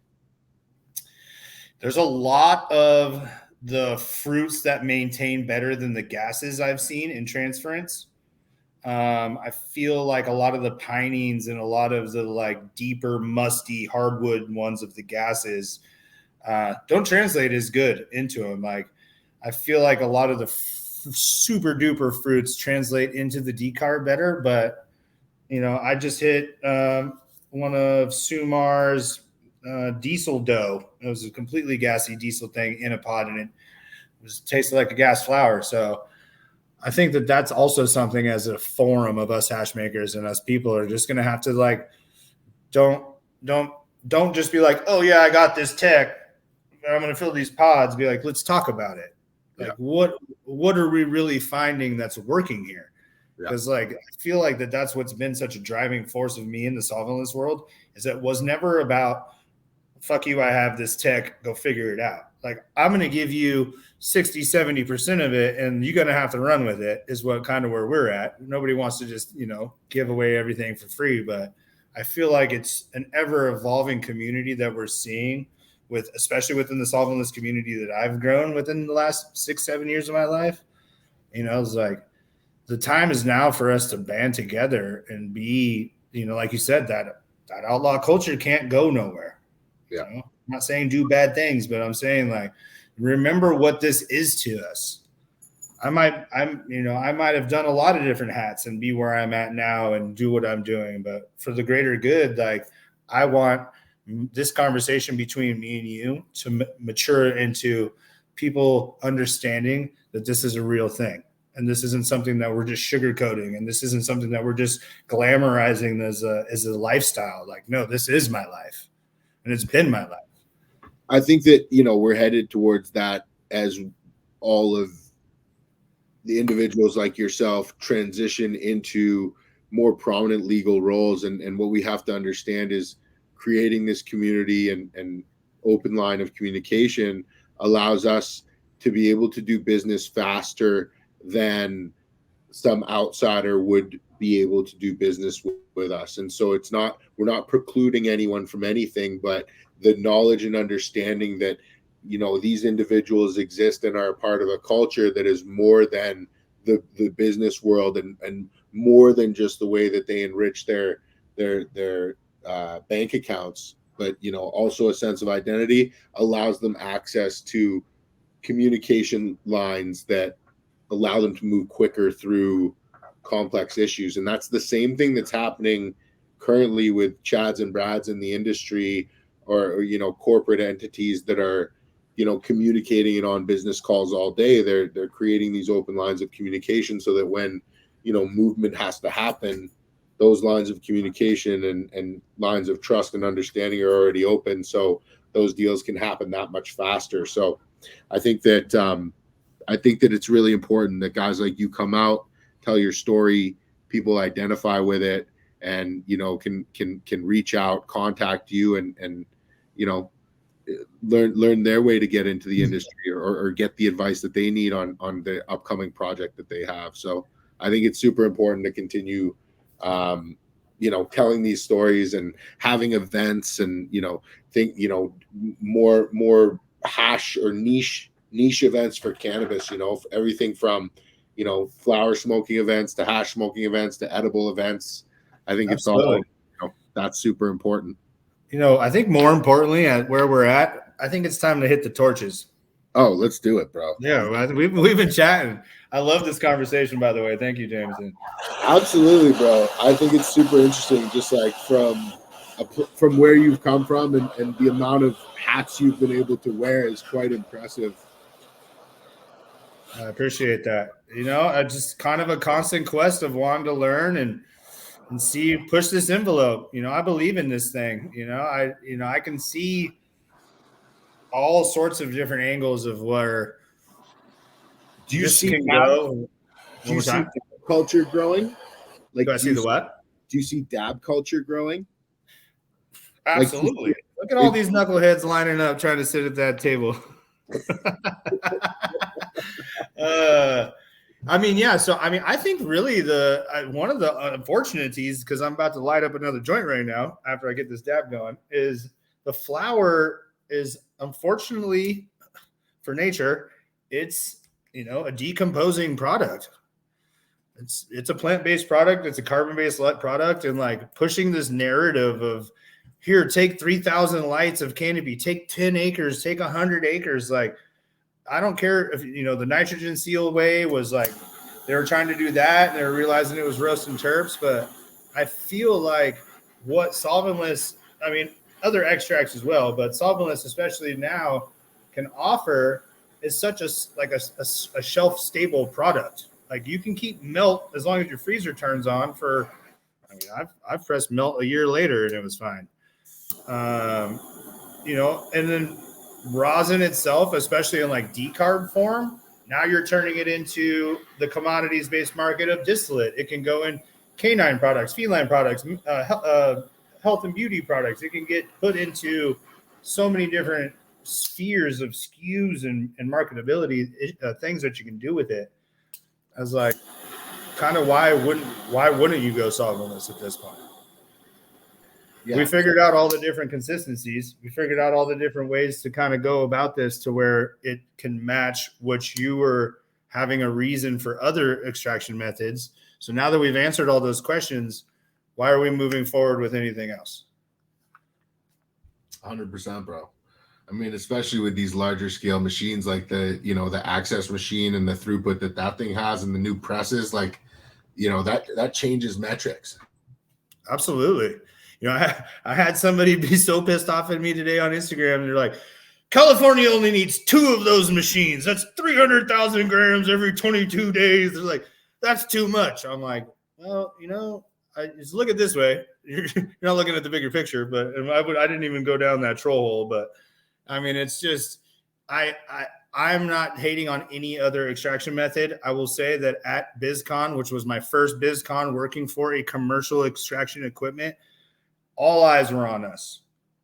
And this isn't me having any stick to this company. All eyes were on us. And what I was focusing on is, I'm not from the business B2B world. I'm not from the rubbing shoulders with CEOs and CFOs. Like, I came in there as a hash maker, seeing this equipment and see what people are looking at it as. Well, I can tell you from having a open standpoint or viewpoint of the Canadian legal industry up here, and a pretty good handle on the U.S. industry down there, there's a life cycle point at which the large-scale corporate entities become extremely interested in solventless extraction. And it comes after they've set up and invested heavily in solvent-based extraction. 90% of the people that were coming here were like, we went that direction. We need to go this direction. This is scalable. Let's go here. And the idea of it on paper is extremely romantic. Like, solventless on paper at a steakhouse, shared amongst a bunch of white-collar individuals, is a romantic fucking story. Like, there's no, like, workplace hazard, and it's just ice and water. The C1D1 booth costs about as much as the West does. The whole setup is less than your C1D1 on your butane run. And so, I think that they get sold a bill of goods, but what happens is the access to proper material becomes kind of the Achilles heel of the industry, and until those farmers catch up. And I mean, that's not the issue in California, but it absolutely is the issue in Canada. It's a huge thing working with access, that I'm pushing a proponent of getting to the cultivation sites and talking about cultivating SOPs for, if you're really going to jump into this sphere, we need to talk about your approach of this farming, and we need to standardize it in such fashion. Yeah, no, it's definitely, a cycle that every market goes through. I feel as though there's a lot of but there's a lot of large scale failures that we've seen in Canada, and large scale upcoming failures of larger solventless companies who don't have the understanding, passion, and legacy behind them to know that, the most important relationships that they can forge with are the farmers. And if they have to suffer initially for the betterment and to solidify those farmers into their positions, and then make it up on the back end, like that's the way that they should be doing it, and entering into exclusive relationships and partnerships where they can support these guys, because that's what's going to differentiate them. Like, I want to know what your opinion is on genetics. Like, we're seeing a lot of, or in the last 10 years, 20 years, that, or in the last 10 years, I'd say 10, 20 years ago, cuts were harder to access and more tightly held. But in the last 10 years, probably the most tightly held, super elite cuts that are. Can we go back to it took me 4 months to get a $3,000 unrooted cut of OG? Exactly. But what I'm saying is that cut of OG was accessible. Now, do you feel as though we're going forward into a time where cuts and genetics will be shared as openly as they have been in the last 5 to 10 years? Or do you think that it's going to become more important to hold that unique genetic or unique phenotype expression to be able to build your brand around it? Or do you feel that that's not the key to building a brand? Man, I'm going to have to just go back to my root. The Rasta Akiru, sound guy for the Marleys. He taught me some crazy techniques in the day. Like, he's legacy Marley family sound guy. He goes, listen, bro, the only way for you to hold on to your genetic is to hand it out. Yeah. And he goes, you know what? And they're like, a lot of us instantly go to, well, if that competes for my market share, this, that, and the other, boop, bop, beep. He goes, look, the people that are going to do it right are going to do it right. The people that are going to do it wrong are going to do it wrong. It doesn't matter who has their hands on it. If you want to make sure that that thing stays around, hand that thing out. Has that been that way with my Frosted Waffles as of yet? No. But I feel like in the long run, it's up to the companies to keep if they want the exclusivity, make something else and move on, right? You know, how much is it? Like, not everybody has the patents to Ferraris, you know what I'm saying? So is there I don't know, it's kind of a give and take. Like, are you somebody really because you have a genetic, or is the genetic that you created what gave it to the community and for the medicine for the people? Like, Frosted Waffles doesn't define me. I'm happy that I made Frosted Waffles, and I think that it's a fucking great strain. But like, am I going to just ride that on out that I'm the Frosted Waffles guy? No. So I think that it's kind of its own path for breeders. I don't know. It's kind of it kind of irritates me a little bit, like the Z stories and all the things. It's like, boys, let's get over it by now. It has to be that way. The lore has to be built. The branding, the marketing, the stories have to be told. Absolutely, I get it. You know, that they have to be inserted in there for, you know, and it's your decision whether you want to put you know, credence or value into them or not. But I think that at some point, you know, a brand gets built and then you're able to revise and plug in new things. But you know, my concern is that we're headed to like a mass branding, large scale corporate entity, three large players similar to the potato chip section. You know, and so, I mean, I had a sad and long realization. I have it on my highlights of my Instagram stories. I don't put too many things there, but I have a lot of friends in the beer and wine industry.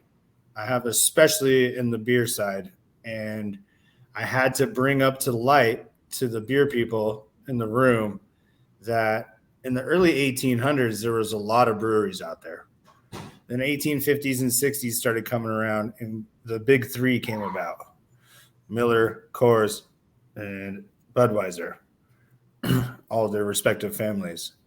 The big three took over and decimated the beer industry for 100 years. It was 1986 or 4. It was right in the mid to late 80s that Sierra Nevada out of Chico made a stand and made that pale ale. And now, 20 years past that, look at what the microbrew generation is. And I had to show people this is what happens when the big three take over. Nothing else matters. We know who those big umbrella corps are. We know who they are. We don't even need to say the names. What really needs to stand is, and I don't think that it's going to be such a big push because we're not in the 1800s anymore.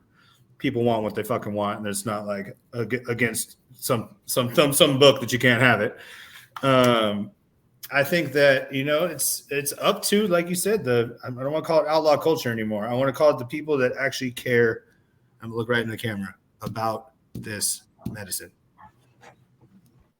100%, man. I mean, it's where it came from, but it's not what it is and what it's formulating into. So I agree with what all my boys have said it multiple times, James. And like, sit back and watch it crash. Yeah, so it's already going. It's the tumble has already started, and I think it's these corporate entities that are going to have to deal with that. But you know, look at what's become stale on the market. Like, I have friends that run dispensaries for multiple big brands all across everywhere. And I'm like, show me your best flower. I'm like, ooh, why has this become the thing? Let's sell this year-old flower before we have to throw it away. Why has regulation and standards made it so difficult for you to get from cultivation to jarred to custom consumer? You know, Three Bros told me, you know, they were like, it's hard for us to even, they're having to white label their own flour because of how much taxes have gone on it. And they're a small company trying to compete with 3,000 light grow that backdoors 60% of their material anyways. Yeah. I mean, what's the biggest challenge for the small cultivator in California right now? Like shelf space, path to market, access to distro? Taxes and pay to play. Yeah. Bro, a type 6 type 7 we won't even talk about because that's solvent that's really expensive. But I mean, micro business licenses, and those are looking into the uppers of way into the hundreds of thousands. You're into the millions of dollars before you're even ready to roll. In California, we know it. It's pay to play. I'm born and raised here, and so I get that concept, but like it's just unfair. Like, what about me? Why haven't I got a license in California? Shit, I would love to give you guys some money and let me give 710 Labs a run for their money. Like, but it's just so unpractical because of how out of reach it's become for so many people because of that crushing corporate force that's being applied. All they care about is the bottom line. All they care about is whatever dividend gets you to their books being balanced. So is it, globally or confidently in North America, cannabis is not in a good place. What's your vision for California? Like, do you feel like this is the bottom, or do you feel as though it's got to get worse before it gets better? I don't know. What do you call rock bottom when you hit it, or does the rock fall on your head and you figure it out? Like, are you just gonna keep digging? Like, do you care not about everything that these numbers are saying? Like, I religion and politics are two things I don't like to talk about. But I mean, I don't know, man. I really hope that these times can prove that we need the mom and pops and the people that are showing it, man. I don't want to smoke everything else that everybody else has been smoking on, and like, why are you giving me something that's like just barely getting by? Like, have some pride and have some like culture into what you're doing. Like, I don't care what business you are. If you're going to make Coca-Cola, make it the best Coca-Cola I've ever drank in my life, every single can. Facts. Right? But excuse me for my rant there, but no, I mean, do you feel as though the market's going to get better, the prices are going to go up, or do you think that it's going to be another tough year coming up? Like, what's your outlook as somebody who that oversaturation is not going anywhere for 5 to 20 years? Yeah. I think it's going to be just a under/over governed market. Yeah. I think that to look at year to year at this point, see what's in front of you, folks. Like, I don't know if the next Gelato Skittles runs is going to start fetching 10 bands anytime soon. Yeah. Yeah. And be smart with your investments, man. Learn, be educated. It's not always about just go, and just like trying to do the biggest, best thing that you can do. It's like, figure out what it is and that's where it's like the echelon system of like hierarchy in cannabis. It's like corporate, I got all this money, and it's like all the next people down are like, bro, we've been in this. Who are you guys? But they're like, oh, we have the money. And then there's the other people down here that are like trying to figure it out and trying to like become what these guys are, and we'll never get here.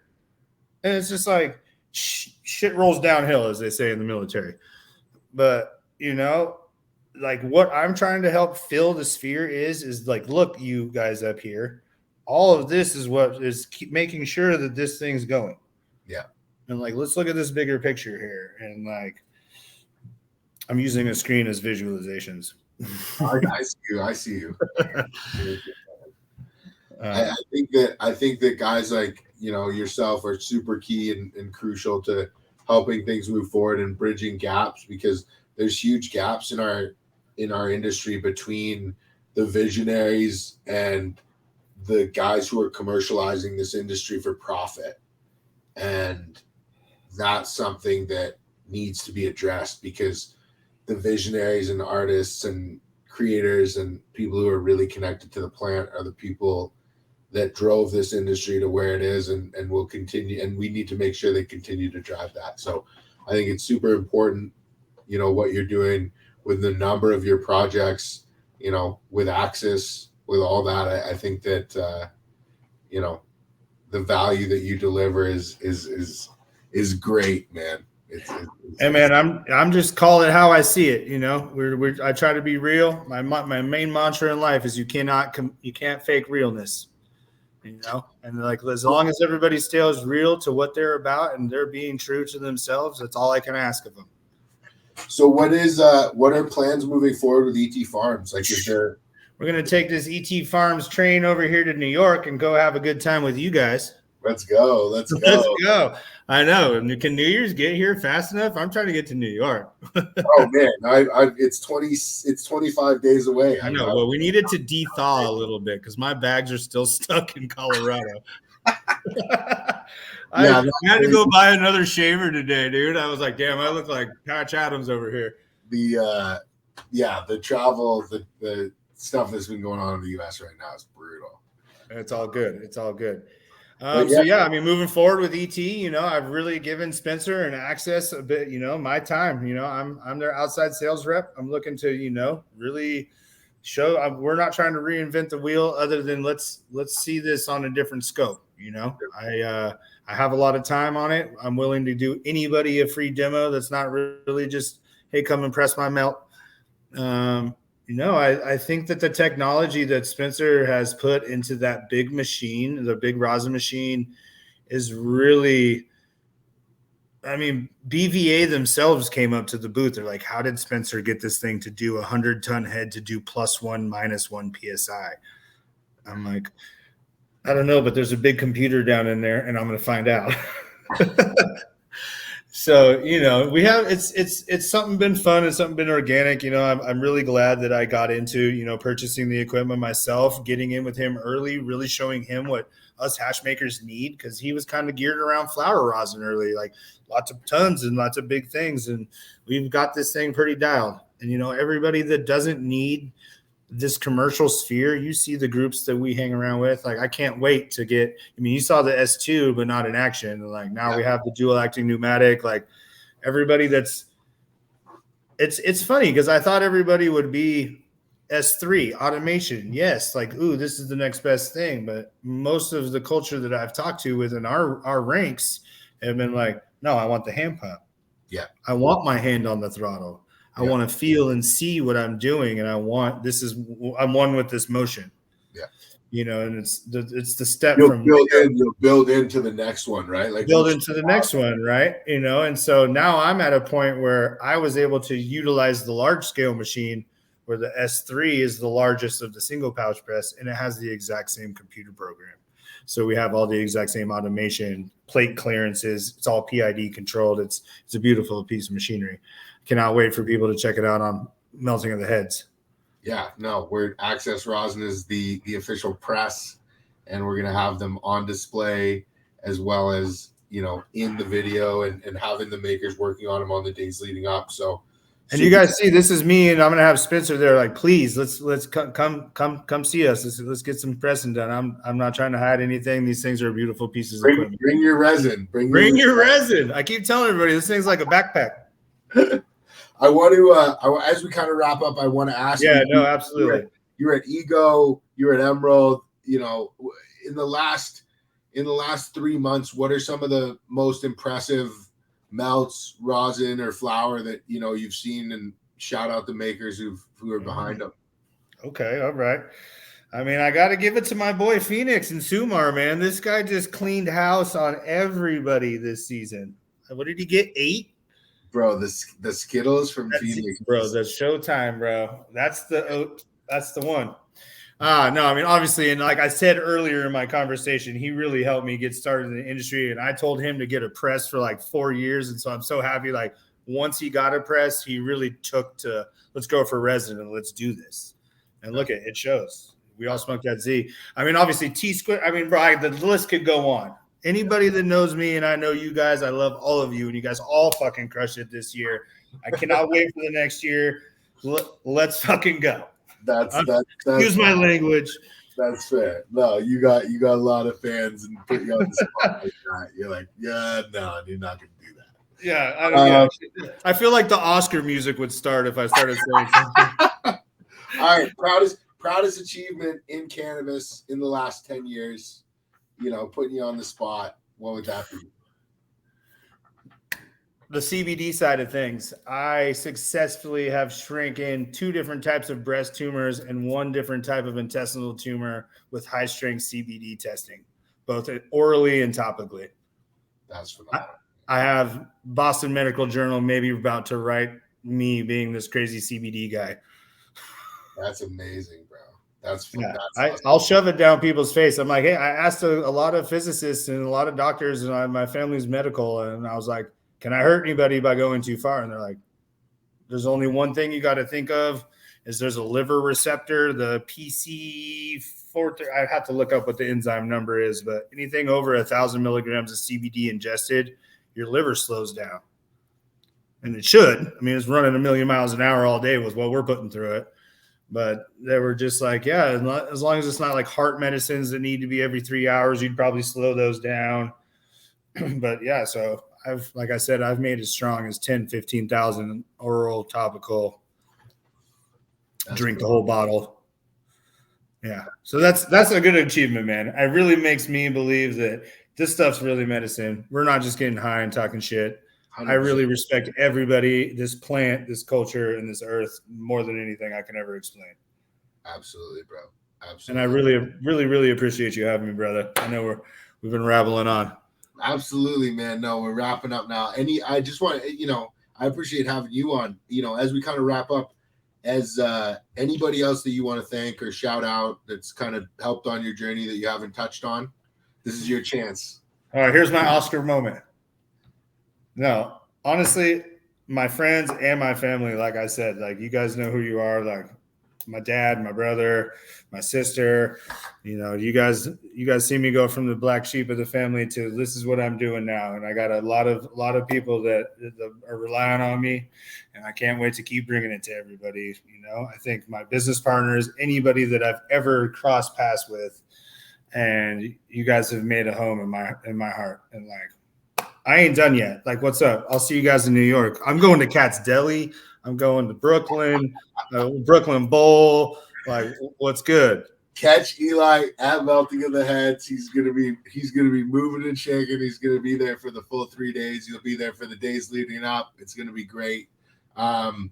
Eli, where's the best places for people to get in touch with you if they want to reach out? If you guys are looking on my professional page and want to talk anything Access, it's Eli at Access Resin. You guys can find me on Instagram. My email is the same, and we can link there. If you guys want to talk ET Farm stuff, you know where to find me there. I'm here, folks. I love talking to you guys. You guys mean a lot to me. I want to thank, and at the very last one, I want to thank Adam and Hannah for linking us two together. Mission Hill. Yeah. I can't wait to see you guys in your own stomping grounds. We're going to go romp. Big shouts out to Mission Hill. Yeah. Melting of the Heads. We still got some tickets left. meltingoftheheads.com. Check it out. Appreciate everybody who hung in for the end. Don't forget to like and subscribe, and have a great night. Cheers, everybody. Have a good one, boys.